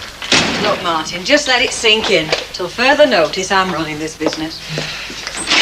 Yeah, well, don't think I'm being funny or anything, but you're not a plumber, are you? True, but I've a better business head than Leonard. And I've not been sat twiddling my thumbs, you know. There's half a dozen bills there should have been sent out long since. You can post them when you go for your dinner. Yeah, well, I can't manage all the jobs on my own. I mean, all right, I did okay this morning, but I don't know the trade properly yet. Don't worry, Martin. I'm not going to send you out to do brain surgery. Yeah, well, it's no good me taking on jobs I can't handle, is it? All right, don't go on. I've got the message, you know. Hello, Fairclough. No, he isn't, but I'm Mrs. Fairclough. What can we do for you? Oh, dear. Oh, I see. Well, we've a lot on, but, well, in an emergency like this. Tell you what I'll do. I'll send round one of our best men. He'll be there in 20 minutes. OK. What is it? Don't panic. Just a little job at 14 Robson Street, and Mrs. Lawson's waiting for you. What's the job? Well, apparently for no reason a tap won't turn off, and it sent her into a bit of a tizzy. And you know, Martin, it did send me into a tizzy as well. But for a bright lad like you, that's nothing, is it? Well, I don't know till I have a look. Martin, you can do it. I've every confidence in you. So go on, nip round there. Hey, for a quick service like this, we should be able to bump the charges up a bit, shouldn't we? All right, I'll have a look at it. But, what do I do if I can't manage it? Give the boss a ring at the cabin? Hey, I'm the boss. And if you can't do it, you ring me here. And while I think on, Martin, if Mr. Fairclough tries to get hold of you today and wants to know how we're making out, no moaning, right? I mean, you are still getting your wages, aren't you? And I bet I'm nicer to work for than Len is. Well, I don't know yet, do I? Well, listen, if he does, tell him we're okay. 'Cause, Martin, there might be a bit extra in your wage packet for you. Oh, OK, boss. Put another scotch in there, will you, bet, please? And a pint for Len. What's this I hear about you and Rita swapping jobs, then? It's just a passing fancy, that's all, on Rita's part. She just got a bee in her bonnet. Oh, yeah? You want to watch out you don't get stung, then? Is Mrs. Walker about? She's in Derby, Squire. Well, who's in charge then? Well, I suppose I am. Why? What's to do? Well, I should have thought it was fairly obvious. The smell is enough to knock you down at 50 yards. What, you mean our rubbish? That's precisely what I mean. It's got to the point where it's very definitely a public nuisance. Oh, I agree with you, mate. We all agree with you. And why don't you do something about it? If you're in charge, it's your responsibility. Get it taken away. It's not me. Have a word with them two there. Well, our fault. We'd gladly shift it, wouldn't we? Certainly we would. Not been a nice job, you know, shifting stuff with a pong like that. We'd do it with a song in our hearts and a smile on our lips, given half the chance. But what on earth are you waiting for, then? Ah, well, there's a problem there. You see, Mrs. Walker has barred us from her yard. We ain't set foot in it. Now, if and when she invites us back there... Then we will. Always, of course, providing she apologises for what she said about us to the council. Try to get us a sack, you know. Well, the lads don't take very kindly to that sort of thing, you know. See what I mean, mate? Between them two and Annie Walker, there's not a blind thing we can do about it. I mean, let's face it, we all agree with you. We're as sick of it as you are, and we're close to it. Well, of all the wheat and need. And as for you two, well, I'm definitely going to write to the council and the newspapers. Got a temper, hasn't he? I bet there's a passionate side to him that only Emily sees. What's he getting stroppy with us for? I mean, we didn't start it, did we? Hey, don't you come the injured innocent. You're bad as Mrs. Walker and as pig-headed. Now, look. Eddie, don't get involved with arguments with the public. Bad for our image. Come on, son, I'll take you like the others. You know, son, what he said about writing to the newspapers, well, I think he's onto something there. How do you mean? Well, if the press did get to know, it might bring things to a head. Do you know what I mean? What good would it do? Might shift things on a bit. Couldn't do any harm, could it? Nah, don't go on with that, mate. Hiya. Hello, darling. Have you done any work today? More than you usually do, I shouldn't wonder. I see you've left Mavis to struggle all on her own. Struggle? You are joking. You do realise this is one of the cabin's busiest times, dear? Yeah, Vol, but there's nothing to do around there. You gonna have a drink? No, I've come to admire decorations. If you don't mind, I'll buy my own. Betty? No, it's somebody on the reporting side I want to talk to. Hello. It's about this row at the Rovers Return public house. Well, I'm telling you about it, aren't I, if you listen? It's causing big trouble, I can tell you. It's what they call a vendetta, isn't it? With the bin men. That's right. The bin men.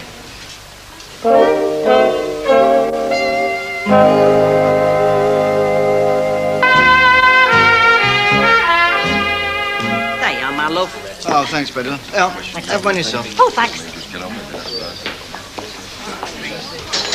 There you are, Albert. One large rum. What's that for? I just felt like buying it, that's all. What's the catch? It's no catch, but if you don't want it, then... Oh, I never said that. Good health. Cheers. But you know about your mission at the memorial the other day? Who told you about that? You're Kent. So cheers, Albert. I know how much you felt, giving away your medal like that. But you don't know how I felt. How could you? Well, I've been in the army as well, you know. 2 years national service, mate. Had some good mates as well. National service? Look, compared with what I went through in the trenches, you went through 2 years in the Girl Guides. Where's Lynch disappeared to? She went to powder face. She'll use half a stone of powder by now. Oh, hey. Hey, Lynch, how come you can slope off when the rest of us are busy? You weren't busy. Anyway, if you're too tired, sit back and let them that can cope, cope. Afternoon, Gazette. Pardon? We're from the Gazette. We've come about this story. How do you mean, what story? This row between the landlady and the dustbin men. Where'd you hear about that? Oh, so it's right then, is it? Oh, look, so you don't want to put that in the paper, lovely. Well, I know you've a neck of a pile of rubbish in your backyard because I had a look over the gate. Oh, well, the dustman refused to shift any rubbish, you see. They've had a bit of a fallout with Mrs. Walker. And that's the landlady. I reckon she's friends with Queen Mother where she goes on.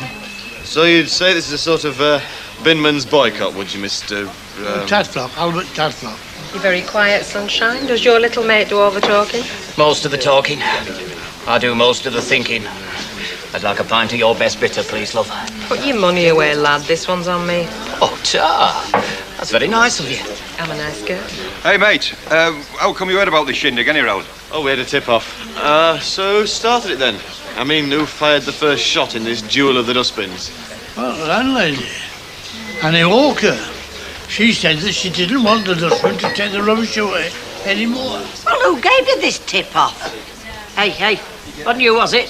As if I would. Yeah, I'll tell you what you can put in this story. Despite the present difficulties, it has not affected production at Baldwin's Casuals. That's my firm, you see, it's across the road. You can have a drink, son. Oh, thanks very much. I'll just have a half, please. Now, have a scotch. Fred, large scotch for this gentleman. Baldwin's Casuals, right? You got it then? That's spelled Baldwin. And I live next door. If anybody's affected, it's me. Look, I went all through the First World War, and I had a gas mask. I reckon I could do it now with the stench of that rubbish. Oh, it's all Somerton now. You don't have to put all that in the paper. Well, I'll have to get the dustman side and all this. Two of them over there playing darts. Hey, Yates, you know this row we've had with Mrs. Walker? Fella here wants to hear about it. He's a reporter. Now, don't go blaming the dustbin men for all this trouble. We are definitely the injured party here. Leave this to me, Eddie, lad. Now, I'll give you an official statement, son. You see, I'm the sort of spokesman for the lads. Now, for some time now, we've had to endure all sorts of provocations, seeking ways to avoid a confrontation. But it's only so far the lads will go, you see. At the end of the day, you've got to stand up and be counted. Hey, Sandy, it's a picture story, is this? Oh, yes. Well, I hope you've no objection. My photographer would like to take some pictures. Your what? How many flaming times have I told you? Sorry? Sorry? My photographer? I'm not your flaming anything. And you're not Alan Flaming Wicker. My photographer? He's only just worked out how to sharpen his pencil. He calls me my photographer. I bet you take wonderful pictures.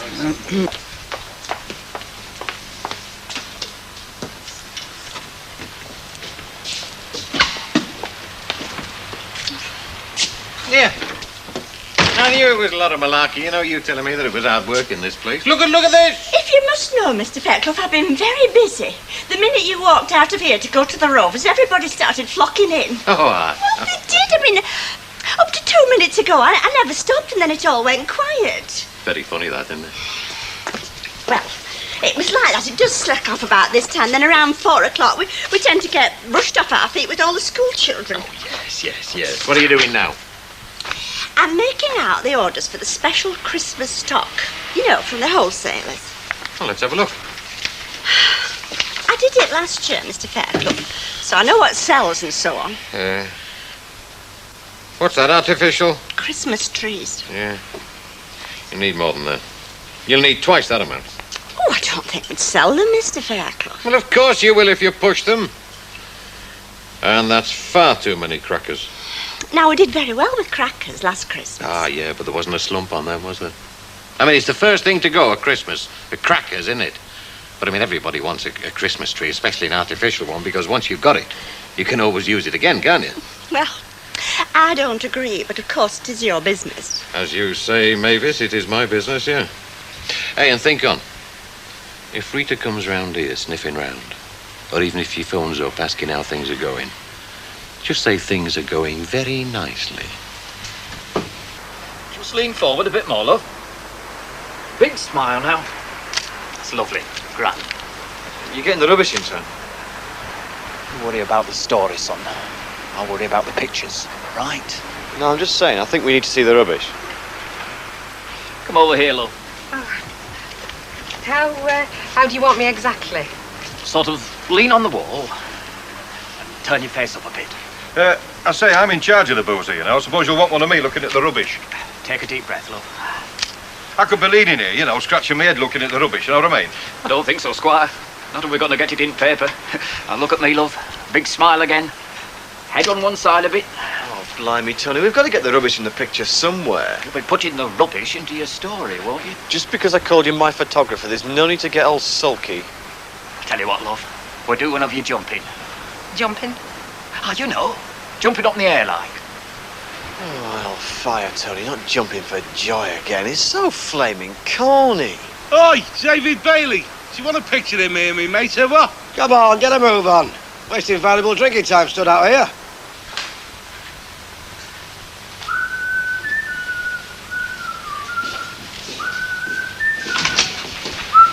Hiya, how did you get on? Great, I fixed it. Hey, I see. Told you could do it. It was a bit more difficult than it looked at first. Was the locking nut. Yeah? Yeah, it was really awkward getting the outer casing off so I could get to the gland body. Gland body? I had a heck of a job with it. But you managed it. Yeah, I did a good job on it and all. Surprised myself. Self-confidence, Martin. That's all you need. Now, you stick with me, you'll end up running McAlpine. Now, go on, you've earned yourself a break. Put kettle on. Hello. What's this in? The woman's lib branch of the plumbing trade. Something like that. You come for a giggle? No. No, as a matter of fact, I come to ask you if you'd like to go for a few pints and a game of darts tonight. Especially if Len's staying in, doing his hair or something. You've obviously got nothing to do. Well, we happen to be very busy, so if you wouldn't mind kindly... Now, hang on. I'm here on business, really. A couple of months back, Len and Martin put in a window for me. What's wrong with it? Nothing. I just want one exactly the same. Do you remember it, Martin? Yeah, of course I do. Oh, great. When can you do it? Well, we could put you high on our list. We might even manage tomorrow morning. Oh, that's great. Smashing. I'll be off then. Oh, same price as the last one, eh? Hang on. Don't rush us. We'll have to have a way up. I mean, price of a lot of stuff's gone up. We'll give you a quote tomorrow. You know, I like dealing with you better than I do, Len. Do you know why? No. You're not just a pretty face. And let's face it, Len isn't even a pretty face, is he?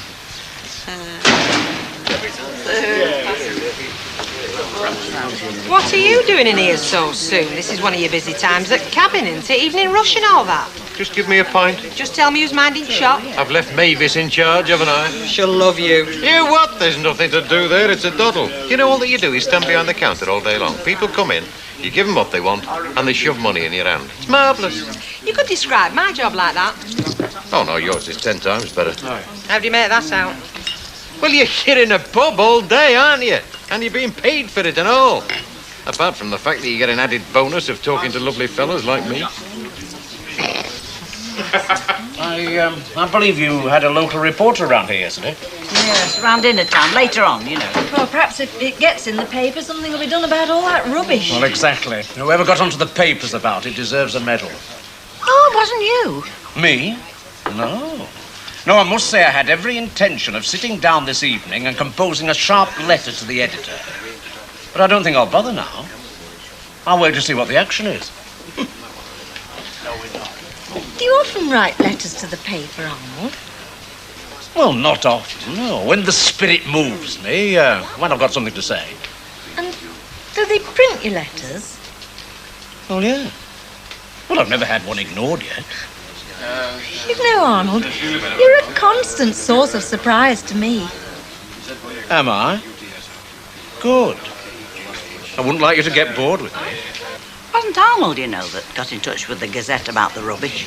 I never thought it was. It were you, Lynch, weren't it? Me? Why should I get Gazette round here? Because you like to see a picture in the paper. That's why. Of course, there's no guarantee they'll use the story, you know. I mean, they often send reporters out on stories that get, what's the word they use? Spiked, I think. Oh, don't say that, Ken. They took some smashing pictures of me.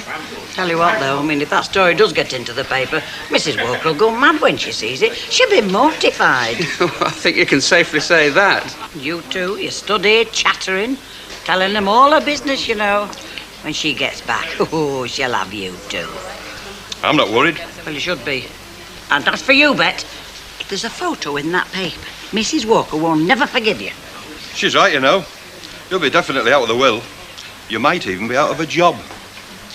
Sit down and make yourself comfortable. Oh, I'm not going to stop, Rita. I'm going straight home to get my feet steeped in something. Have you had a tough day? Oh, I have. It's been awful. Good. Oh, don't get me wrong. I mean, it'll do Len good to find out how hard it is. Oh, he hasn't found it hard. What do you mean? Well, he just hasn't pulled his weight, Rita. I mean, he took a very long lunch break, and then at 5:30 he just left me to it. Well, I mean, you know what it's like. I've been stuck there until now. But when he was there, he didn't do what I'd call his fair share. Wait till I see him. I'll give him a right good ticking off. Top of that, it was abrupt and critical.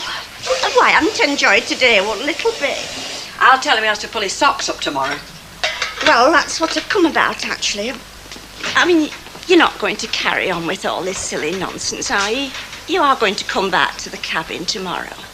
I shall come back to the cabin when he climbs down off his high horse. He started it, he can finish it. Rita, it's all so silly. I mean, you can't enjoy spending the day at that yard.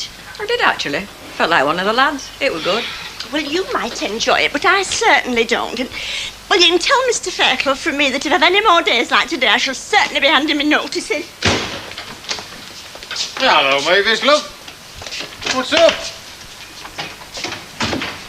Hey, what's up with Mavis? Have you been getting at her? It's you that's been getting at her, not me. How do you make that out? She tells me you're a skiver, Fairclough. and not a very good workmate. So you're going to have to try a little bit harder in future. Otherwise, she'll be off. And then you'll end up running the cabin all on your own, won't you?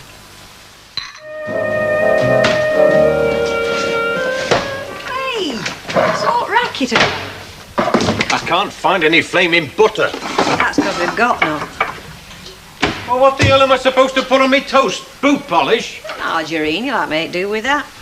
I was going to get some butter yesterday, but I suddenly thought it's not my responsibility Well, anymore. it's certainly not mine. Oh, but it is. Butter is now. See, I used to do the shopping when I ran the cabin. You know, 10 minutes of me lunch hour, grabbing a few minutes on my way home at night. But now you run the cabin, that's your job. And you'll find it's very good exercise. Thanks for the tea. Have a nice day. Oh, and be nice to Mavis.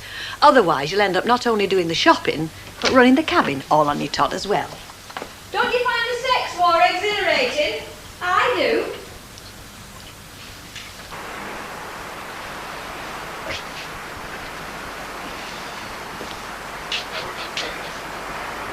Fred, when I step out of my back door first thing in the morning, I expect to breathe in reasonably fresh air, and not the stink from that lot. I'll give over. It's not all that bad. It's filthy, and it's getting worse. And unless something's done about it, I'm going to see if there's a legal remedy, and I'm certainly going to organise a petition. I'm a man of my word, Fred. You better believe that.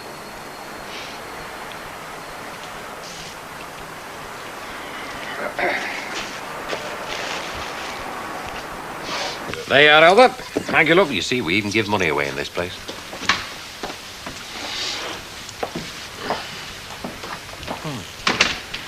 You know, working here has its compensations. Obviously. Hey, is that it then? I mean, is that the end of our rush hour? Oh, yes, I should think so. Yes, it's nearly 9. And can I say something? Fire away. Well, it's been a pleasure working with you this morning, Mr. Fairclough. It really has. Thank you very much. Well, that proves something, don't you think? Like what? That men and women can work together if they try. There's no need for bickering and falling out. Absolutely. Well, then, why don't you stop all this nonsense and go back to the yard before it gets out of hand as it could so easily? Oh, I will. Oh, good. Oh, I'm glad. Yeah, as soon as Rita comes back here to work. And she will, no danger. In the meantime, I've got a little problem. I've got a few jobs that need doing, and my reputation won't be any good if I don't get them done. So what I thought of doing was this: get in little Martin to bring my tools round here, so that I can just nick out, you see, and get those jobs done. I mean, it'll get me from under your feet for a start, won't it? Not a word to Rita, though. Well, won't that mean that I've got to run this place on my own? Oh, there's a snag to everything in the Mavis. Hey, just a minute before I forget. There's one or two little things I want you to get from the shops for me, love. There you are. You can do that in your dinner hour, can't you? Yeah, I've got that, Mr. Fairclough, but, well, supposing she sees me taking them out? Well, I can hardly stick a tool bag up my jumper, can I? Hold on, it's there now. Bye. Morning. Morning. Who was that? Who or what? Oh, phone. Oh, that was, I know. Young Karen, wasn't it? Yeah, Oh. yeah, it was. Talk about seeing stars. I don't know. I was just the same, though. Do you know, I once sent a telegram to myself, just so this lad would turn up. He were a post office messenger. Actually, his mate came who had a big boil on his coat. What are you doing with Len's tool bag? You're only putting a handle on for Mrs. Swift, aren't you? Yeah, well, I feel good carrying Mr. Fairclough's tool bag about, you know. Why not? He's no use for it, has he? No, no, I don't suppose he has. Ta-ra, then. I'll be about an hour. Okay, ta-ra. Now, I must say I agree with Arnold. It is getting beyond a joke. We should organise a demonstration. Hire one of those renter mobs and march on the road with banners and placards. Sorry. It's very serious, Deirdre. You'd know if you still live down our end of the street. Yeah, but there's no point in sending a petition to the council, Emily. Arnold says you're legally bound to remove rubbish. Ah, yeah, but if the fellas what are paid to shift it won't shift it, where's your law then? I think you should get the office staff to do it.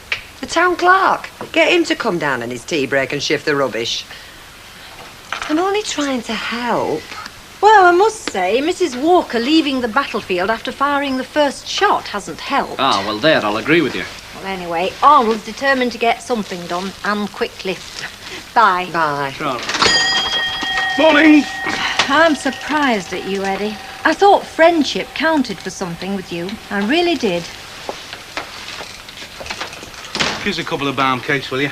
Do I serve him, or will we get pickets on the door if I don't? There's other shops that sell balm cakes, you know. Yes, but not as nice as ours. Hey, listen, any developments? No, and there won't be until we get an apology from Mrs. Walker. Oh, flipping at you like a load of big kids, the lot of you. Howard Tracy's got more sense than you lot. It's the principle. You fellas and your flipping principles. Listen, if we women can manage to dispense with them when they get in the way, I don't see why you fellas can't. And there's what Emily said as well. What about us, eh? What about your friends? What happens to us? All right, so I shifted to please me friends. Then I'm in lumber with me mates, aren't I? I have trouble all the way round. Isn't that right, Squire? Oh, forget it. Oh, what have I missed? Oh, it's rubbish at the Rovers. Oh, listen, I have banned all talk about the Rovers in here today. Let's talk about something clean and wholesome for a change. Like Ken. Thank you. Actually, I've come in for some information, Al. Do you happen to know who it is who buys and sells medals in this town? You know, war medals. Oh, you're not thinking of flogging your VC, are you? I never actually collected it, you know, too modest. Frank Woodhouse, Water Street. Now, he will deal with anything that brings no bobber to, will Frank? Oh, well, I hope he's not made a bobber too out of Uncle Albert's military medal yet. There you are, Albert. Albert? What? What is it? Weather? Time of the year? Losing your sex appeal? I mean, what's making you so miserable? There's enough gloom in this pub at the moment without the customers adding to it. There's nothing that says we've got to come in here laughing and giggling, is there? True. Oh, well, I'll please myself. I feel. Supposing I bought you a rum chaser. Of course there's something wrong with Albert. I mean, more than usual. Still, you two seem right enough. In the pink love. Wonderful. Why is it, I wonder, the bigger the rat you are, the happier you seem to be? Now, what is it I've done recently that justifies you calling me a rat? Oh, me? That's it, isn't it? What? It's a difference. I mean, it's not just me wearing a frock and you two wearing pants. You really don't know when you've hurt a woman, do you? You really don't. Well, I'll tell you what my theory is, shall I? I think it's you women that started all. I mean, smiling and grinning at some kids kicking a football, but when we do it, oh, it's wrong. We are rats all of a sudden, right? Yeah, you want your cake and your halfpenny, just like Rita does. You get the flipping cake and a fiver, mate, so why shouldn't we? You did say cheese, didn't you? I did, my love. Honey, my man's it's in such a turmoil. Betty, I keep telling you, the worst is behind us. Well, where is it? Too late, sold out. Queuing up for them, they were in town centre. Where is it? Have you looked? I'm in. Oh, I'll give all my money away if they've not printed anything. Front page, big headlines, look. Oh. Bin men, black pub. Landlady insulted us, claim. And a big photo of me. Don't I look glad? Even standing next to a pile of old rubbish. Have a look, Betty. Oh, I'm not looking, I daren't. Betty, I keep telling you, it's best out in the open now. Somebody will do something about it. Don't you agree, Fred? How old would you say I looked? I've been wondering, I wonder if they have this paper in Derbyshire. I hope not. If Mrs. Walker sees it. Yeah, look at this. I like this bit. Blonde, attractive Miss Lynch says, it's a storm in a teacup, really. If both parties had behaved with a bit of common sense in the first place, it would never have happened. Innocent people are suffering. Hey. Both parties? Did you say that? Well, not in them words exactly. Let's have a skin. Oh, I think it's funny. Yes. I'm nice and warm,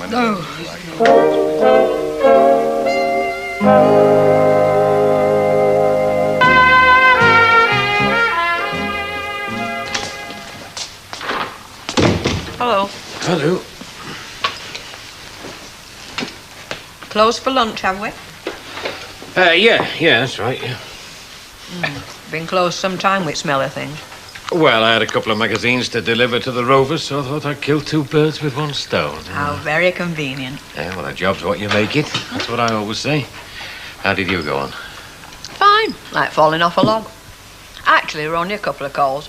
One from a woman who said you promised her a quote for a bathroom over a month ago, and another from a woman whose Lavidor had stuck fast. Nasty. And what do you say to them? Well, to the Lavidor woman, I was just very sympathetic, and the other woman, I promised her a quote by the end of the week. And you're going to give it to her? I can't wait to see that. A lot can happen in a week, love. You reckon? I'm sure. You think folks will sign the petition, do you? Well, they usually do, love, if it's there. It's all getting to be a bit too much for me, Alf. Oh, it really is. Yeah, well, if you take my advice, you'll get Annie back here. It's her responsibility. It's easier said than done, isn't it? That's why she went away in the first place, hoping it'd all blow over. Yeah, you mean what she can't see going on isn't going on? Suppose so. Yeah, well, it's not good enough, is it? I mean, it was her getting on a high horse that started all this. It's her responsibility. Can't you have a word with Eddie and them? Well, it's tricky. I mean, I don't want to get involved in what's become an industrial dispute. There's one or two down there, you know, at that depot. They'd be too glad of the opportunity to get everybody out. Oh, I'll have to have another word with them. Oh, it's making me ill. I mean, all these petitions splashed all over the newspaper, you know. Folks complaining about the smell. Well, I think you ought to insist on Annie coming back. Yeah. Ta-ra, Alf. Ta-ra.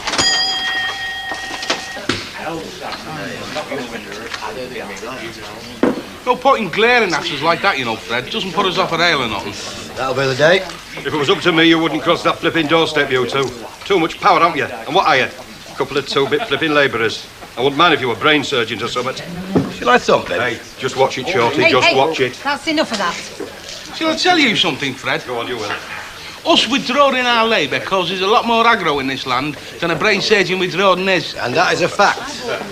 Can I have a word with you two? Oh, don't you start, love. Hang on, Johnny. Go on. Don't you think you've gone far enough, Eddie? I mean, everybody knows how you can stop emptying anybody's bins if you've a mind to. I mean, it's all over the papers. Don't you think you could call it a day? I mean, it's not as if this quarrel's with us. It's with Mrs. Walker and, well, she's away. Please, Eddie. Don't crawl to 'em, Betty. Sure, Fred. Well, I think she's talking a lot of sense, if you want my opinion. Which we don't, mate. Well... Yeah, well, the fact Mrs. Walker isn't here was discussed. Yes, it was discussed democratically. Yeah, all of us. And there was a section of opinion that agreed with what Betty said, like. Aye, but not a majority, though. Oh, we don't know. I mean, a vote wasn't taken, was it? Yeah, but I know, if a vote had been taken, I doubt that it would have been a majority, big fella. I doubt it very much indeed. Oh, yeah, I doubt it would have been a majority. But anyway, that was before, wasn't it? Before the lads saw the paper, like. Oh, you've seen me then, have you? Yes. And the feeling is that it shows us up in a very bad light. No more than it does the landlady, surely. The lads couldn't care less about the landlady, mate. What exactly did you object to in the article, then? Well, all that bit about being a storm and a teacup. Anything but. Point of principle. Mrs. Walker was critical and abusive of our working practices. I mean, we were forced to withdraw our labour. Yeah. And it won't go back till we get a full apology. Sup up, big fella. Sorry, Mrs. T. But if it was up to me, you know what I mean? Nice one, Bet. No, they'd have found some other excuse. Hasn't done much good, has it? Is Uncle Albert in? Oh, yeah. On your own? What does he look like? You want a drink? No, thanks. Fred, can I have half a bitter, please? I've been into town this morning. Oh, have you? On a particular errand. To do with your medal. What about my medal? I bought it back for you from the dealer. Well, you've got no right. You've got no damned right. Half a bit of Ken. He's in a bad mood, isn't he? Still, he's not on his own in here. I don't want it back, you know. Look, Uncle Albert. I don't want it back. I sold that medal for a particular reason. To buy something for an old comrade who knew what that medal stood for. Not what it cost to win, but what it stood for. It wasn't that I couldn't afford to buy the wreath, you know. Well, I realise that. And you shouldn't have interfered between me and Monty Shawcross. And it's got nothing to do with you. How long have you had this medal, Uncle Albert? You know very well, just over 60 years. And it's your proudest possession, isn't it? Well, that's just where you're wrong. It's a link. The only link I've got between now and the time that I was proud to be alive. That's the difference. Yes, it's a link with your friends, too, isn't it? Your comrades. They're all dead. But you remember them, don't you, Uncle Albert? Every time you look at this medal, you see them. And I think they deserve to be remembered for what they did and for what they lost. And there aren't many people left now who can remember them, Uncle Albert, are there? So please, take it back. Please, for them. I'll pay you for it. Oh, that's up to you. You know, my best pal in them days was Stan Shutley. Great big fine strapping lad he were. And always laughing at summit. He got gassed on his 18th birthday. Where is he? Well, it just slipped out to the cafe next door. He said he was hungry.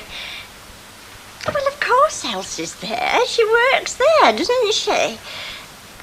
Oh, yes, he seems perfectly happy. Yes, me gets the rough end of the stick as usual. Oh, well, I bother about me, Rita.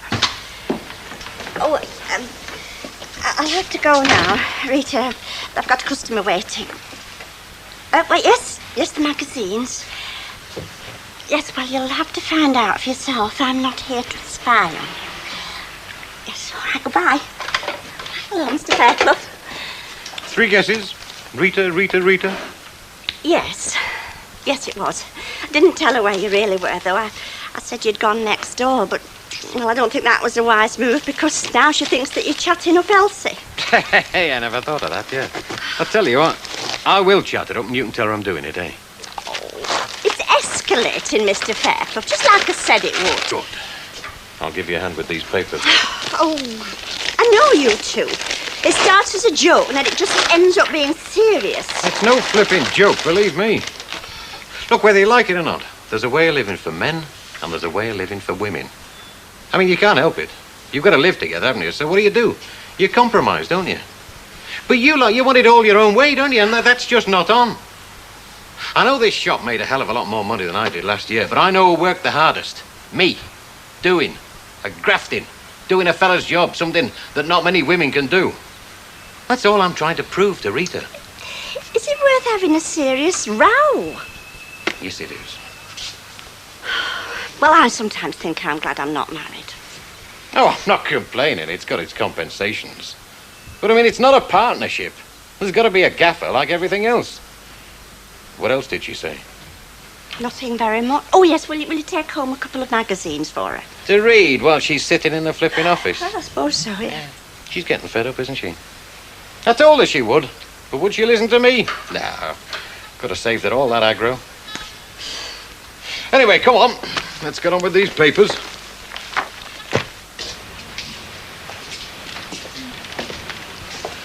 Boss in, son?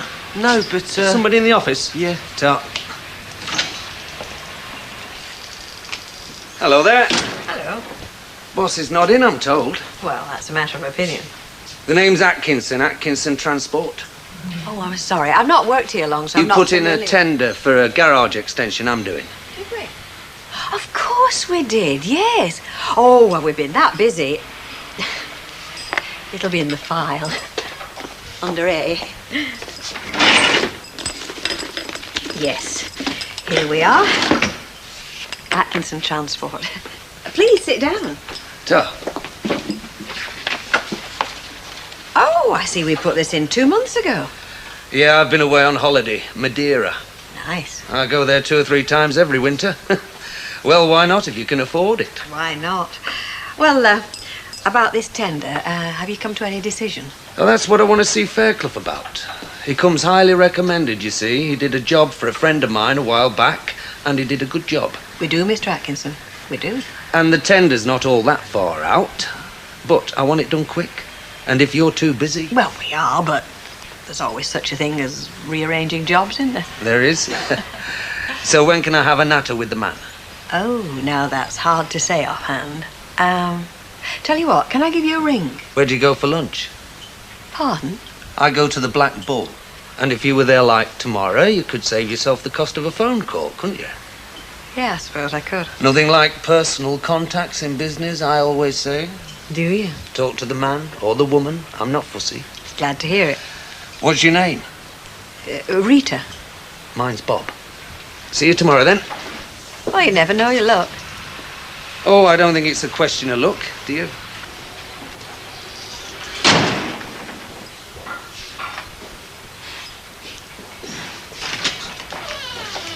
Did he want a job doing? Because I've got nothing on at the moment. An extension. We put in a tender. Surprising, isn't it? How your day can suddenly buck up. Don't you think?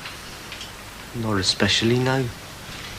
So, I thought with you being in the food business, we could put the actual petition itself on your counter. Oh, I'm not sure about that. Well, surely all the squalor at the other end of the street is a health hazard, isn't it? I mean, what about vermin? Rats and mice? Yeah. Oh, sorry. I always do that when anybody mentions mice. And besides the petition to the council, I think we ought to cobble up a letter to the breweries. After all, the nuisance is on their premises. It's their duty to see that it's just a minute, I don't... And a letter to the press would be a good idea, don't you think so? Emily and I can work on that. We'll get something done. Don't you worry. Busy little bee, isn't he, Arnold? He'll get something done, he says. But at whose expense? I don't think he cares a right lot. By the heck, have you seen your faces? It's getting so I'm frightened to come into work. It is not that serious, Betty. It's only a load of flaming rubbish. Brewery's been on the blower, haven't they? They've seen the papers. Play merry hell they are. Want to know what we're playing at and when's Mrs. Walker coming back? She's got to be told, Bet. Why? Well, I mean, there's no choice. I mean, it's like an international incident now. And it's down to you, mate. Well, there's no need to worry, Mrs. Walker, just yet. We'll just give it one more day. Because, you see, it's all working like I said it would. The more people are involved, the more people will be looking for a solution. That's how it happens, you see, Betty. It's the old boy network. I don't know. Take no notice of her, Betty. She's only trying to save her own skin. Oh, somebody get that. Betty? Oh. Hello. Rover's return. Oh. Hello, Mrs. Walker. How are you? Pardon? Oh? Yeah. Oh. I see. Tomorrow? Oh, well, I'll see you then. Bye. Coming back tomorrow. Oh. Heard about the article. How? Nellie Harvey phoned and told her. Well, how did she know Mrs. Walker were at Journey's? Don't look at me, I never told her. Well, she rang up this afternoon. I mean, I had to tell her Mrs. Walker weren't here, didn't I? I hope you and me never commit a murder together, Fred, because we'd stand no chance of getting away with it. Anyway, it's out of our hands now. I still say she'll thank me for bringing things to a head. It's not what she just said now. She's blaming us for, how did she put it? Betraying her to the gutter press. I wonder if there's a plane to South America from Ringway tonight. If there is, it'll get me a seat on it as well, lovey. Come on.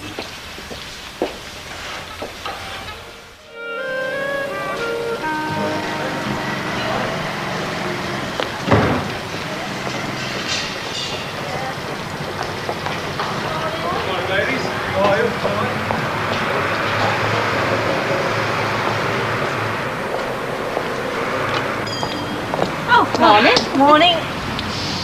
Is it my imagination or can I smell something? A sort of putrid smell. Oh, well, there's always some sort of stink around here, isn't there? I mean, if it's not the rubber factory. It couldn't be the rubbish in the Rover's yard, could it? Yeah, well, it could be. Length of time it's been there now. If Arnold catches so much as a whiff of it, take cover. You reckon there'll be skin and hair flying, do you? Oh, dear.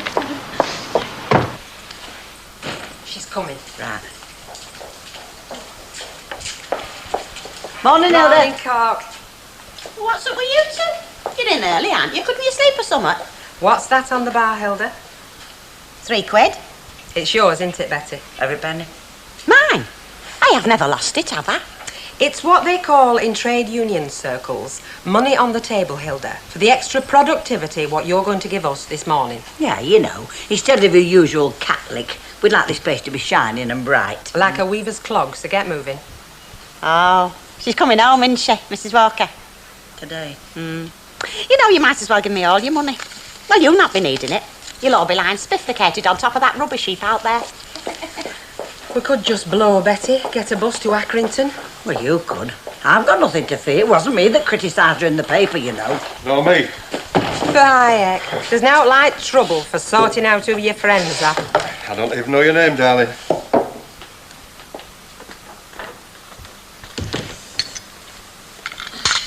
There's your paper. Thank you. Pleasure. How's your breakfast? Oh, is that what it was? I'm sorry, it's been so long since I had one. The one made by you, anyway. Don't let bitterness creep in, lover. We may be having a disagreement about one or two little matters, but there is no need to upset the rock-solid foundation of what can be a very beautiful relationship. Now, is there? Hey, what's with you? Me? For the last week, it's been drop dead, you bum. Now butter wouldn't melt in your mouth. What's going on? Well, just supposing... You going back to the cabin? Oh, marvellous, I knew you would. I told Mavis you would. I am not going back to the cabin. Not yet, that is. God, blimey, talk about stubborn. Talk about cutting off your nose to spite your face. You'd cut off your flipping head to spite me, wouldn't you? What a way to run a tripe shop. What would you say if I could get you a big job, a very big job? Eh? You heard. You? Me. That'll be the day. All that you do in that yard is sit on your backside reading women's magazines and stuffing yourself with chocolate biscuits. Report from Little Martin. Well, we fellas have got to stick together, haven't we? Especially now. Well, just supposing I could get you a big job, one that had to be done quick. Can you fit it in? Well, how can I? I'm looking after the cabin, aren't I? Well, if you weren't, if things were back to normal, could you do it? I don't know why I'm bothering listening to you at all. You could no more get me a big job or even a little one than a sack of spanners could swim. But could you? Of course I could do a big job, at least I could, till you went bloody balmy. You know, you're looking rather tired, if I may say so, Mavis. I'm feeling tired. Not like Emily, she's blooming. Or don't you think she's blooming? Yes, she's looking very well. Marriage obviously agrees with her. And with me. Obviously. Get yourself to bed early, Mavis. You'll never find yourself a husband looking jaded.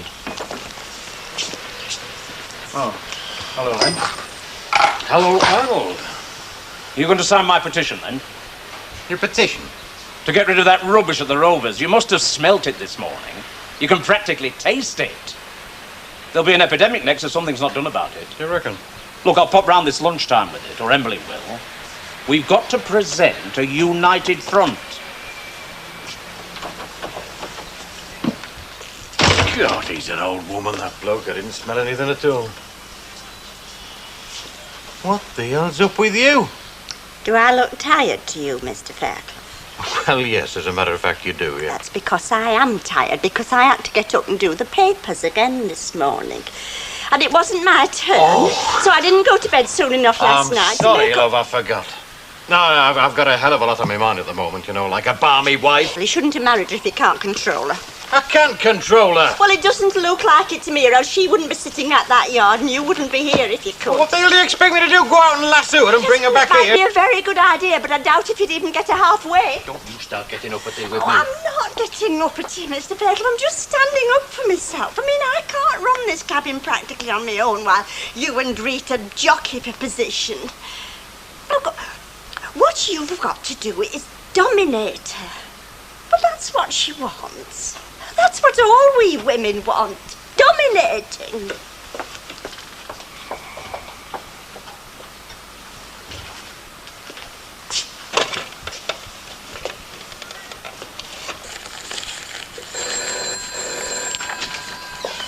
All right, Martin. I'll get it. Hello, Fairclough. Len. Did you get cut off? He hung up, because it wasn't me he wanted to speak to. It was you, Sunshine. Well, I hope it was about a job. I've run out of work to do. He wanted to pump you about what I get up to here, like he has been doing, hasn't he? No. Martin, I'll tell Karen you've got sweaty feet. She already knows that. Does she now? He has been pumping you, hasn't he?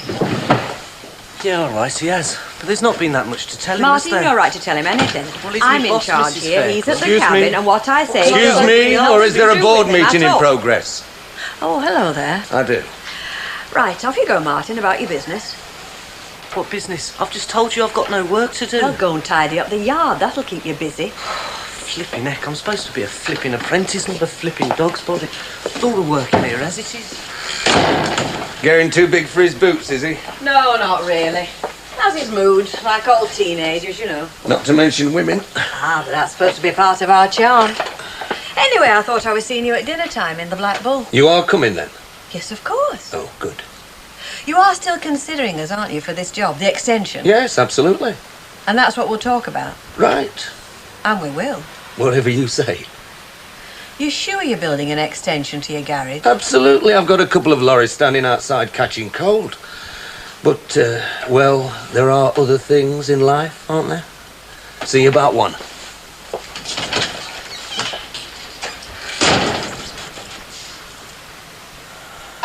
I'm off. I thought you were supposed to make a special effort. You've hardly touched these tables. Now look here, Bat Lynch. There isn't a flat surface in this house that I haven't gone over with a mop or a duster. Now, if you're not satisfied, you know where the mops and dusters are. I've got other clients now, you know. Clients what appreciate me. Ta-ra.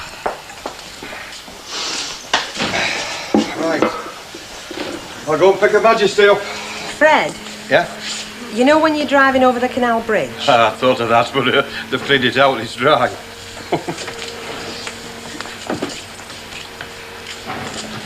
Hey, Bet. There's Yates and his mate out here. I thought you might like to have another word with them. I mean, you never know. They might be drunk. Now to lose, is there? Set me virginity. Wheel 'em in. Aren't these lovely? They should bring a smile to a face for about 10 seconds. What are you doing? Not opening. We were told we were wanted. Come on in, lads. I bet it's cold out there, isn't it? Will you have a little top to warm yourselves up? Of course you will. There you are, Eddie, love. And you too, Johnny? Of course you will. You all right, Bet? What's the game? Game? There's no game, is there, Betty? Can't I give a little tot of whiskey to 2 hard-working lads on a cold winter's morning without there being any strings attached? Come on, drink up, warm the cockles of your little hearts.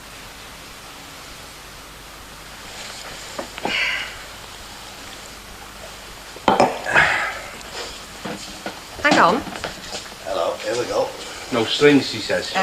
Mrs. Walker's due back today. So? Gunning for somebody. Now look. You know what this is? That's my union card. We're fireproof against Mrs. Walker. Or even the Pope, I shouldn't wonder. Yes, but you see, I'm not. No, Betty here. Oh, leave me out of it. So for friendship's sake, I mean, we have been good mates, haven't we, Eddie? Get rid of that rubbish before she comes back. Not just for me, for her. I mean, it's not good for a little frail old lady to keep getting upset. Now, is it? Sorry, Bet. Situation's exactly the same as when she left. No apology, no refuse collection. Good try, love. Come on, big fella. Oh, wait. Time for the whiskey. Now listen, Yates, you shift that flaming rubbish or I'll set about you in my wedges, you pair of layabouts. It's just an excuse not to do a proper job. Eddie! At least you tried, Chuck. Yes, and put that on my headstone. Hello, Mr. Fairclough. Is Mrs. Fairclough in? No, she isn't. Where is she? She said she was going to the hairdressers. The hairdressers? Yeah, and then into town for a dinner. Into town? Yeah, with this fella. What fella? Well, I don't really know. He come the other day, and then he come again this morning, and they've gone for dinner together. Do you know anything about a job that's been offered us, a big contract that's been offered? Chance would be a fine thing. I've run out of work to do myself. Well, you've got one now. In Wellington Street, mate. Number 12, Mrs. Wade. She just stopped me in the street just now. Said something about some troughing. Shall I go this afternoon? Yeah.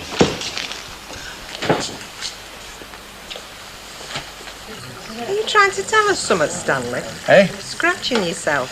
Suppose you'd be saying it's that lot back there, polluting the air, making you itch. You'd be asking for a discount on your ale next. I'm easy. They're half price. Get lost. There you are, my love. You know, you ought to be giving this away free. Especially to me. Huh? I'm the only one that seems to be eating any of these days. Nobody's forcing you, Albert. Hey, she's late, isn't she? Perhaps she's changed her mind and she's not coming. Wash yourself.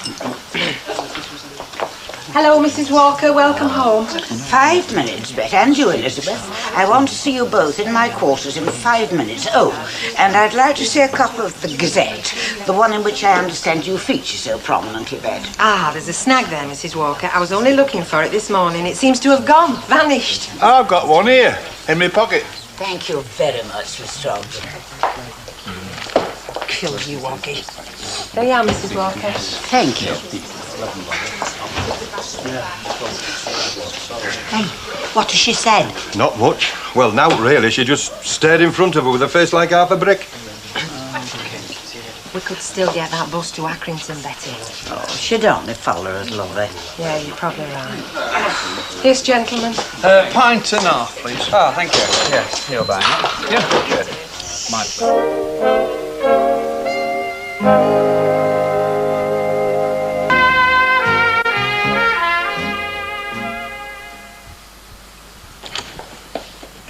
Right, I finished.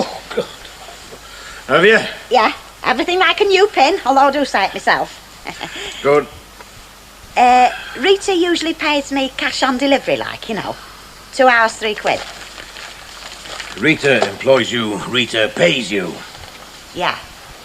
Well, you couldn't give us any idea where I might find her, could you? Only I did hear she's not working in the cabin these days. No, she's not. I am. Oh? Where is she working then? In the yard? The yard. Yes. Now ask me why. Why? Because she's a woman, isn't she? Now, you ought to be able to understand that because you're a woman as well, aren't you? You see, half the time they're being mysterious and the rest of the time they're being totally unreasonable. So just close the door on your way out, will you? Is Liz in? Yeah? Well, I think I ought to warn you. He's in a very funny mood. I'll risk it. I hope I'm not disturbing you, Len, but Arnold said you'd signed the petition about the rubbish in the Rover's yard. It is becoming more and more of a public nuisance, you must admit. Health hazard, etc. Where is it? It's here. We've already got nearly 50 names, as you can see. Have we got a pen? I take it you don't really feel very passionately about it. Emily, a stink is the least of my worries. I'm sitting here thinking about buying a shotgun. Yes. Well, thank you for the signature, Len, anyway.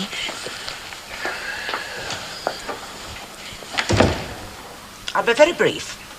I consider this article in the Gazette to be a gross betrayal. It makes me out to be the chief troublemaker, where in fact the opposite was the truth. Well, that was all my doing, Mrs. Walker. You see, I thought if we got a bit of publicity, folk might do something, sort things out, like the council and the brewery. Betty had naught to do with it. She was in charge. She could have stopped you. Isn't that right, Elizabeth? Yeah, I suppose I could, yeah. Well, she didn't even know I'd rung the Gazette up. Look, the captain of a ship may not know that a passenger has opened a porthole, but if the ship goes down, he is held responsible. There's no answer to that. I feel let down. Of all people, I thought I could depend on the loyalty of my staff, so... Yes, Mrs. Walker? I was going to dismiss you, I really was. I was so angry. But I thought we've been together a great number of years. So, if you can give me an apology, I am prepared to forgive and forget, which I think is very generous of me. An apology? Yes. Which is all Eddie and them want. Ah, the difference being that in that case I'm in the right. In this case you are in the wrong. But that's a matter of opinion. I'm waiting.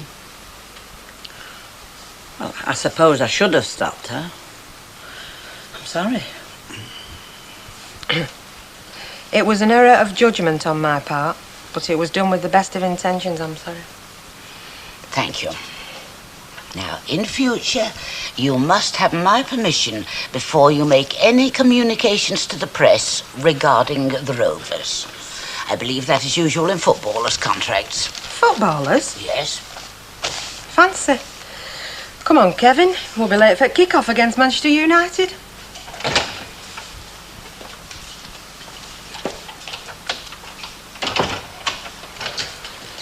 I could have found my own way back, you know. All part of the service? Do all your business acquaintances get this treatment? No. Well, I've enjoyed myself, Bob. I really have. Thanks again. Although, What? well, we didn't talk much business, did we? Enough. Are you sure? The contract's yours, if you can get it done quickly. Oh, no problem, we will. That's it then. Right. Well, I'll pass on the good news. And let them get on with it. Well, I can hardly bill you an extension now, can I? What I meant was, it'll keep everybody busy except for you. You'll have plenty of time on your hands, won't you? You don't give up, do you? Not if I've been given a bit of encouragement. I didn't give you any encouragement. That's your story. And I'm sticking to it. Go on about your business. Though I must say that doesn't seem to take up much of your time. I believe in mixing business with pleasure. 1% business, 99% pleasure. Go on with you. Don't forget, I'm showing you around the site tomorrow. I won't. And thanks again. What for? I've done nothing. Yet.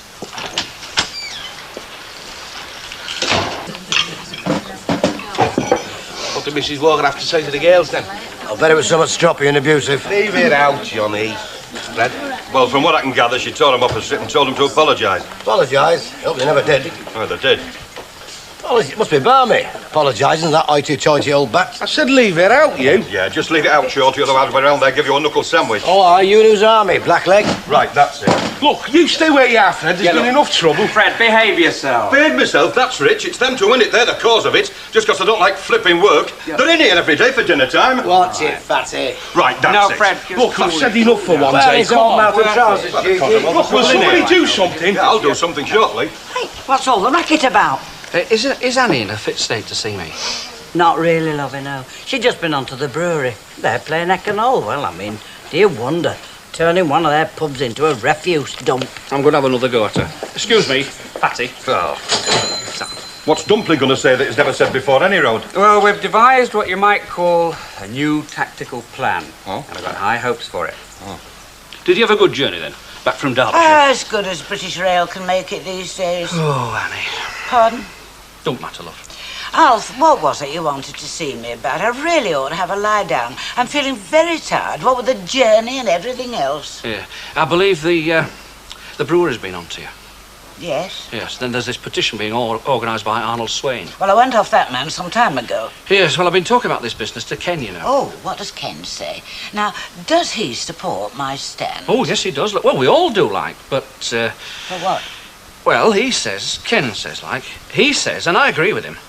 He says... Oh, do get to the point, Alf. I'm sorry, love. Ken says that to get this thing resolved is going to take some wisdom from somebody who is very intelligent. That's before it sort of gets out of control and becomes a national issue. How'd it do that? Well, look who's involved already. I mean, there's your brewery, there's your council, there's the public, and there's the press.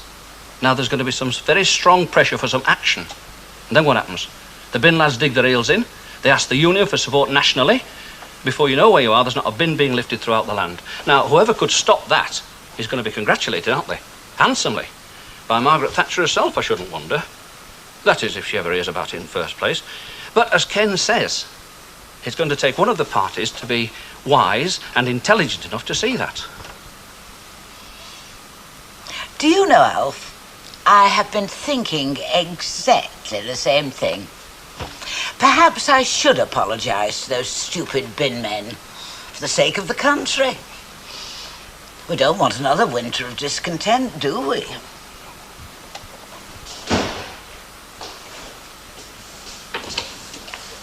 Hello, love. I do. I believe you've been doing a job with Martin. Are you getting bored at the cabin? Not at all. I just thought I'd help the lad out, that's all. As we were a bit slack. Oh, not the way I heard it. That's the way it was. Well, anyway, I went out at dinner time too. Is that right? Mm-hmm. Have your hair done? Little Martin again. No, I can see it's been done. Come off it, then. Had a shampoo and set. You wouldn't notice if I'd had it dyed green. What else did little Martin say? Nothing. Well, anyway, like I was saying, I went out at dinner time for me dinner. Wow. And while I was having me dinner, I landed that big job I was going on about this morning. For Bob Atkinson, the haulage contractor, to do an extension to his garage. How do you know? Because it was me that did the estimate. I went round the yard. I found it in the filing cabinet. I didn't have to be an Einstein to work out what you were up to. That's very clever. Now say the same thing about me. Why? Because I landed you that contract, that's why. Give over. You just like the estimate. Oh, come on then. Give me credit for summit. All right, yes. You did very well. Thank you. When's he want me to start? As soon as you can. Well, doesn't that rather depend on you? Well, I'll go back to cabin now. I mean, a big job like this. Big job, big money. And that's what the row was all about in the first place, wasn't it? Me earning more money than you. Well, this might change it. Well, not necessarily change it, but certainly bring you nearer my earning capacity. All right. When's he want me to go and have a look at the site? Tomorrow? No. Well, not you anyway. Not me? No. He wants to give me a little Cook's tour. And another lunch, I shouldn't wonder. Well, that's the world of big business, isn't it? All expense account lunches. Anyway, I got you some tripe for your tea. All right, love.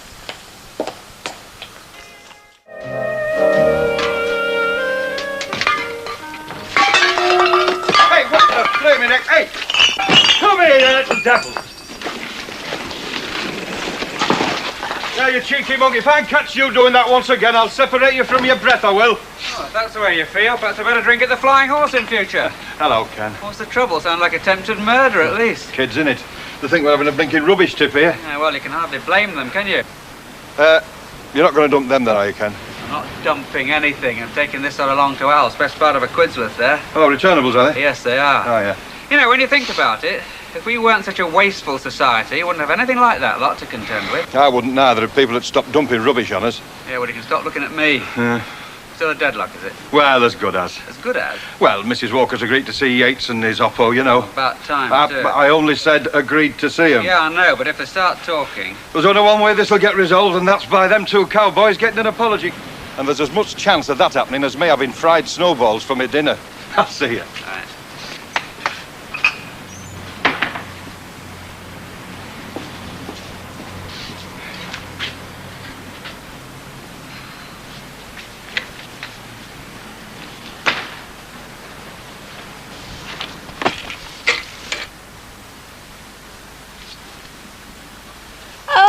So that's where it went. I'm afraid so. Arnold does have quite a range of interests, but electronics doesn't seem to be one of them. Not as I've noticed, anyway. I'll have to have a word with that paper boy. I had Mr. Ratcliffe on at 7:30 this morning about that, because it's a special order. Well, the way it went on, I think he must be building his own computer or something. Oh, very likely. Was there something else? No, not that I can think of, anyway. Oh, you shouldn't have bothered coming specially. Oh, I've nothing much else to do this morning. Lady of leisure, as it were. Oh, you're not going to the pet shop? Not this morning. Not sure that it needs 3 of us, and to tell you the truth, I don't think it'll do the animals any harm. Arnold says I overfeed them, but they only have to look at me, and I'd be the same. They seem so helpless, don't they? Yes. Oh, they're not the only ones. I'll leave you to it. Yes, bye. Goodbye. Ever seen you, Emily? I can't make head or tail. Oh, what is it, Mr. It's Pratt? these warehouse invoices. Well, you they're see. simple enough. Well, it doesn't look it to me. Well, look, the key to that column of figures is down at the bottom here. So all you've got to do is look them up. Look, you know all about it. You do it. Well, I was just going to put the kettle on. Well, go and put the kettle on, then do it. If you say so. I do. Good morning. Bye, Ex-Bag. It's about as happy as a pig in a pork pie factory. It's all this flipping paperwork. And here's me thinking the world lost a mathematical genius when you answered the call of the monkey wrench. Stick 50p on me Chrissy Club, love, if you can manage it without blowing a fuse. Yeah, the book. Mavis! What is it now, Mr. Fairclough? Where is the paying-in book for the Christmas club? It's at the side of the till where it's always kept. It wasn't there yesterday, was it? Because you forgot to put it back. Now, do you want me to do it? No, I'm not entirely helpless, you know. Ah, heck, it was never like this when your missus was here. She did know her happening from her elbow. Don't you start. I get enough from her, thank you very much. Well, you've got to admit, she's making a better job of running that yard than you're doing here. You what? She's only got one miserable contract. She didn't get all that herself. She wouldn't know the difference between a knitting pattern and a flipping tender, that one. And maybe she doesn't, but it's obvious she's got something going for her, isn't it? What? You tell me. You're a fella. See ya. Bye. Bye, Maeve. You know, Mr. Fairclough, I think Rita did very well to get that contract. I mean, well, it can't have been easy, but... Well... Well, what?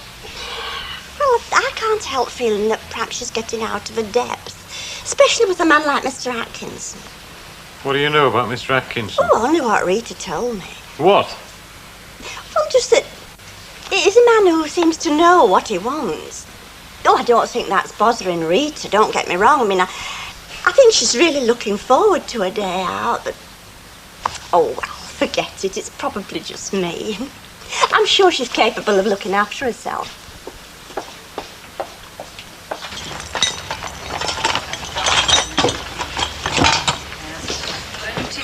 I'm just off, Mrs. Place, Mrs. Garner. All right, Mrs. Garner. I'll get somebody around as soon as I can. Bye-bye. That's Mrs. Garner, 22 Peterloo Place. Some guttering come down during the night. See what you can do for her, will you? It's all right if I go up this afternoon. I'm up the other way this morning. This afternoon, tomorrow morning, sometime next week. Still be fast for this outfit, won't it? Sum it up. Oh, no, I was just thinking. Yeah, I know you were. I could feel your eyes boring through my shoulder blades. Yeah, well, you've got to admit it, haven't you? I mean, you don't usually come to work looking like this. Go on. You're trying to say that if you were 10 years older, you'd fancy me. Don't let me stop you. Oh, no, nothing like that. I mean, for this Mr. Atkinson. Mr. Atkinson happens to be a new and important client. Yeah, well, we've had new and important clients before, but Mr. Fairclough don't go to all this trouble. Perhaps because this frock doesn't fit him. Now, if you don't move, we won't have any clients at all. Sorry, Mrs. Fairclough. Don't be. Just vamoosh, OK? I'll see you later. Yeah.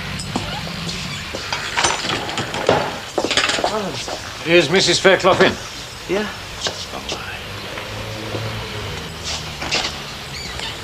Ben, what are you doing here? Well, I came to see you, didn't I? What's wrong with your phone? Oh, there's nothing wrong with the phone. Well, you seen me. Yeah, well, I've been thinking, you see. Is that what you come to tell me? No, about this Atkinson job. Oh, don't worry, it's in good hands. Oh, that's just it. It isn't, is it? Oh, thanks very much.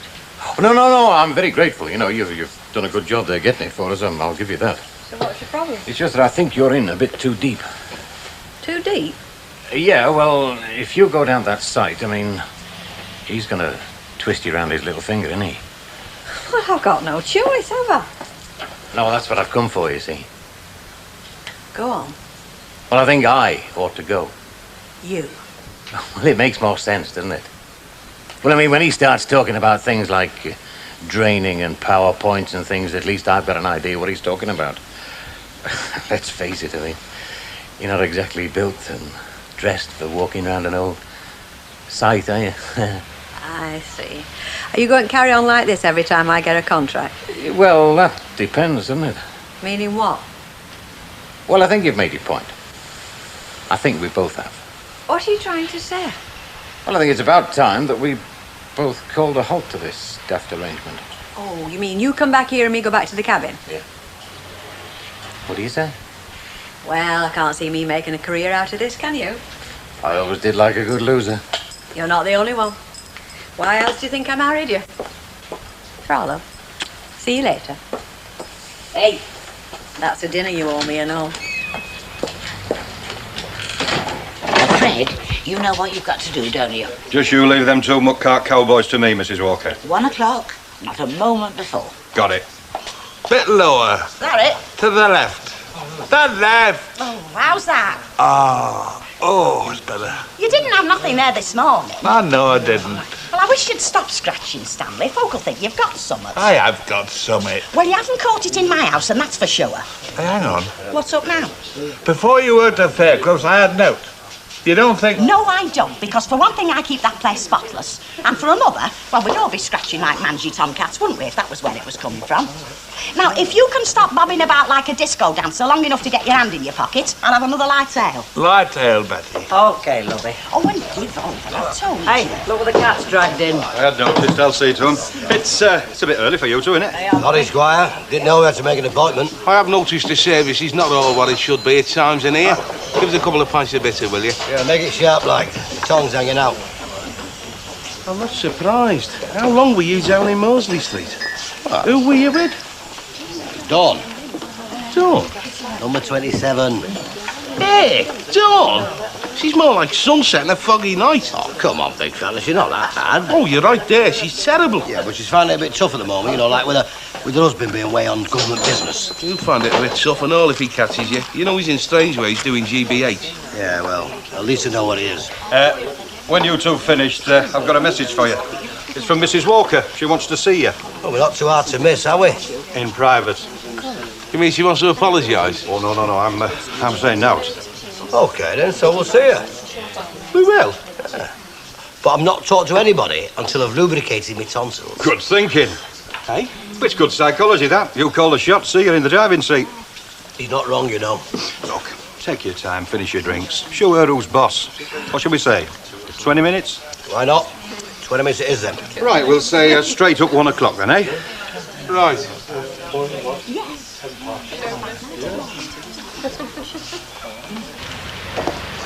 Hello? Rita in the office, then? Oh, hello, Mr. Atkinson. No, she isn't. No, she's expecting me. Yeah, I was told to ask you to wait in the office. Ah, right.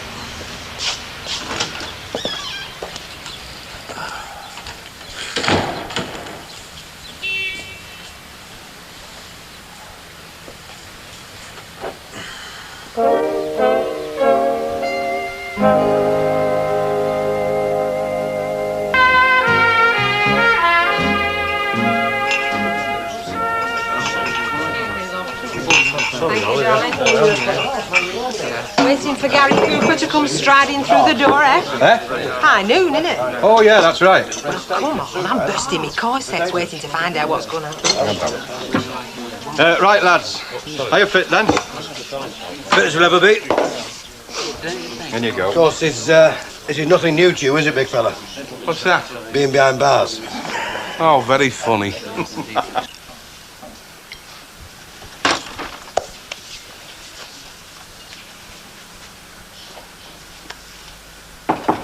Come in. Edward Yates and his mate, Mrs. Walker. Mr. Webb. Do come in. Sir. Now, I'm quite sure, after the hard-working morning you must have put in, you won't say no to a little light refreshment. Oh, thanks very much, Mrs. Walker. Yeah, hang on, big fella. No time, Mrs. Walker, not just now. We'd sooner hear what you've got to say first. Oh, just as you wish. But I assure you, it won't affect what I have to say to you, and you're both worldly wise to know it won't affect what you have to say to me. Sounds very fair to me, mate. Just so long as you appreciate this in no way weakens our resolution to fight for a just settlement. Does that mean we can have a drink, or we can't have one? Oh, go on, then. Fred? Oh, thanks, Mrs. Walker. Don't mind if I do. No, I meant, would you do the honours? Oh, right, Mrs. Walker. Now, I'm sure you appreciate why I brought you here today. This nauseous dispute has gone on quite long enough, and I'm sure that you're as tired of it as I am. I mean, when it started, you felt you were fighting for a principle worth fighting for, and I felt the same. Well, we still do. Of course you do. But you must be sick and tired of the whole thing, as I am. And also, you're both sensible enough to know that not only is it soured your relationship with me, but with the community as a whole. Hang on, Mrs. Walker. We've got no axe to grind with the rest of them round here. Oh, he's right there, Mrs. Walker. Be that as it may, you are not very popular around here. And you'll find out to your cost when it comes to knocking for the Christmas tips. Yeah, now look, Mrs. Walker, we don't need any advice from you as to who's on our side and who isn't. As far as we're concerned, you started this dispute, and there's a very simple way of ending it. That's right. An apology. Now, do we get one, or don't we? Well, I won't beat about the bush. You felt justified in taking the action you did, and I felt justified in taking the action I did. But there comes a time when personal feelings must be put on one side and a sacrifice must be made in the wider interests.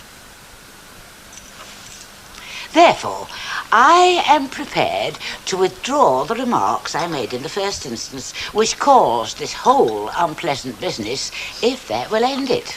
Do you mean to say you're sorry for saying what you did about us? I mean exactly what I said. I'll withdraw the remarks I made in the first instance. But that's not an apology. Hang on, it's the same difference, isn't it? I mean, if she withdraws what she said about us, that is the same as saying that she never meant to say it in the first place. I think. Oh, go on then, we'll buy it. On one condition. Yes, what's that? Well, there's been a lot of muck. It's in the fan since this dispute began, and some of it's come our way. Now, if you'll go out there in the bar and tell that lot what you've just told us, you've got yourself a deal. Very well, I will. I'm willing to take your word on this occasion, Mr. Webb.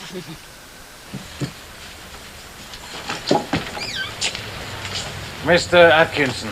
Yes? Sorry about this, I was held up. That's all right, Mr. Fairclough. Fairclough. Boss himself, eh? Pleased to meet you. Yeah, hi. Look, do you mind if I use your phone? No, be my guest. Find the number of the motel and give them a ring. Motel? Yeah. I got a spot of lunch lined up, a little place on the Chorley Road. Only it looks like we're going to be a bit late. I thought you were anxious to get up to the site. First things first, eh? Never did believe in letting business interfere with pleasure, and little crackers like Rita don't exactly drop out of the sky every day, do they? Hey, perhaps you can tell me where I can get hold of her. We might still make it if she looks sharp. Not where you had in mind, mate. Never know you look, do you? Oh, yes, you do. Yours has just run out. Now, look here, Fairclough, you may own this yard, but you don't own Rita. What she does in her own time is her business. And her husband's. Her husband's? Rita's your missus? She never said anything to me. No, but I am.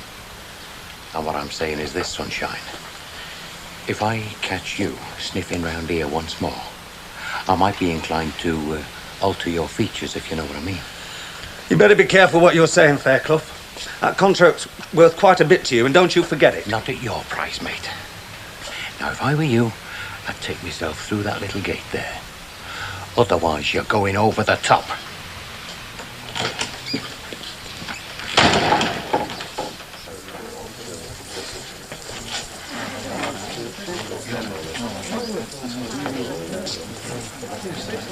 Right, come here, boss, please, a bit of order. How do you like now? Mrs. Walker has got something to say to you all. Thank you. I just want everyone to know that my firm belief that deep down in the core of every British working man there is an element of decency is not without foundation. I'm happy to say that common sense has prevailed. These gentlemen and I have come to an agreement. And normal service as regards the refuse will be resumed very shortly. Now, my friends know full well that when I take up the cudgels, I usually fight to the bitter end. But in the interest of the community, and indeed the country, because these things can escalate so quickly, I have decided to completely withdraw the remarks I made in the first place, which were the cause of this unpleasant incident. Happy now? I am. Thanks very much, Mrs. Walker. What was the remark that caused us to stop work in the first place? It's so flipping long ago, I can't even remember. No, I can. She said something about wanting another gang to empty her bins because she didn't think you was fit to shift her rubbish. Oh, yeah. Now, what's the odds anyway? She's withdrawn, hasn't she? She certainly has. Which means that she now reckons you are fit to shift her rubbish. 2 pints, was it? He drinks more tea than you do, I noticed that. Oh, well, I'm glad you noticed there was some difference. I think it was such a nervous reaction, like. Nervous? Len? Are we talking about the same fella? Oh, you know what I mean. I haven't a clue.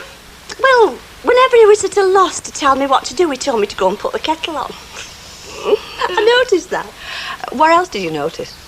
Nothing very much. Well, you must have talked about summit. I mean, you didn't stand gawping at each other. Oh, no, we didn't. He seemed to spend most of his time asking me where things were and then telling me to go and do it myself. That's my Leonard. Funny, really, isn't it? What? The way he came charging back, the way he did. Well, I think he thought you'd probably bitten off more than you could chew. His words, exactly. Well, you must admit, Rita, you don't know very much about building plans, do you? No, I don't. And that's another funny thing. He said that and all. Oh, now look, Rita, if you think that I had anything to do with... What? You? Put the idea in his head that I might be out of my depth. Point out that I was going out for lunch with a good-looking fella. Get him in such a state that he charged back and practically begged me to go back to him. Mavis Riley, may the Lord drop a clog on you. But thanks anyway. I'd have thought she'd have been in here savouring a victory. Will you give us a bit of peace? She reckons it's the biggest thing since signing at the armistice. Yeah, well, you've got to admit she handled it very well. It could have turned into a very nasty situation. Yeah, well, I'm glad it's all over anyway. And it's put a stop to your little gallop too, hasn't it? What are you on about? Oh, don't think I didn't notice. There aren't many folk round here who have muesli for breakfast and live within throwing distance of the Rover's backyard. Well, I've been with nearly full. What difference does a couple of packages make to that mucky? That's not the point. I doubt if Fred G would see it your way. In fact, if he knew about it, he'd probably be measuring you for a collar with his hands. You know, if the rest of the world were like you, Uncle Albert, we'd all be buried under a mound of old tin cans and bottles within a week. If the rest of the world were like me, they wouldn't be getting into them bottles in the first place. Hello, Arnold. On your own? Yes, I am. I'm not stopping. I just wondered if you could give me a bottle of brown ale, Bet. I'll sell you one. Thought it was worth a try. Not started growing leeks, have you? No, nothing like that, but Emily's preparing something special for dinner, and she has to marinate this beef in brown ale. Beef in brown ale. Don't tell her to be careful. She could finish up with something that looks like Stan Ogden. Can you see her? Like a rash with it? Now, what chance has a rash got of getting through that lot? There's enough muck on there to grow a sack full of King Edwards. I'm serious. It's driving me bonkers. Well, it's not exactly driving me out of my mind with ecstasy, you know. It's bad enough having you scratching everywhere without me having to do it for you and all. It can be very embarrassing, Stanley, very embarrassing. Only places I can't reach. Well, that's about 90% of you. Oh, look, you'll have to go and see somebody about it. You can't go on like this. Are you still having trouble, Stanley? Oh, driving me potty. Well, perhaps he's got something in his shop that'll suit you. What, him? It's a pet shop. Well, he does it for cats and dogs, and God knows they're scratchy enough. What, do you mean a flea collar? I've not got fleas. Well, it's just as well. I don't think I've got one your size. No, but I mean, with your connections, you should be able to do something for him, though. I mean, you must know somebody who could do a fair line in sheep dip at trade. Now, look here, Lynch, I'm warning you. Hello, Rovers. Hang on. Bet, has Mike Baldwin been in tonight? I haven't seen him. No, I don't know, mate. Have you tried the factory, have you? No, well, aye. What about ringing his hotel? Well, I mean, he might have just gone away for a couple of days, you know. Oh, right. Yeah, well, OK, I'll tell him. Ta-ra, mate. Hey, Lynch. Here. You know what we've been saying about Mike Baldwin? It's not true, he has got one. What are you on about? An old fella, that were him. Mike Baldwin's dad? He's coming up to spend a few days with Mike. That's funny, Mike never said. Of course he doesn't. He doesn't know, does he? I say, that'll cramp his style, won't it? It couldn't have happened to a nicer fella. Oh, look. Wondering where you were. I had to pick up some guttering from Hargreaves. I need it first thing tomorrow. Oh, and here's me thinking you was stuck in some watering hole between here and Blackburn with Bob Atkinson. You were wrong, weren't you? You did go?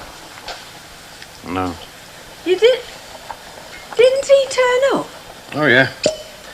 And I rather suspect that he had something more than a site inspection on his mind. Yeah, we're taking me for my lunch. And the rest. You are? He seemed to lose interest when he found that you weren't on the menu. I told him what he could do with his flaming contract. You blew it, didn't you? What the hell do you expect me to do?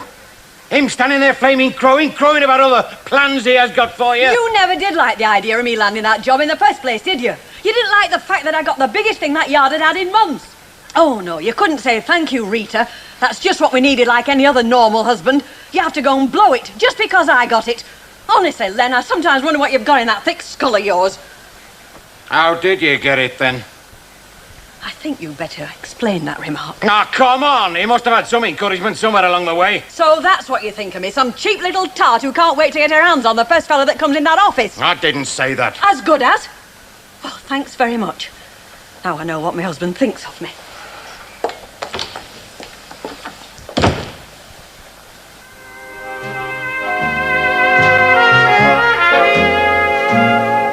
Coronation Street returns at the same time tomorrow. Join us if you can. And join us next on Plus as we head for Emmerdale.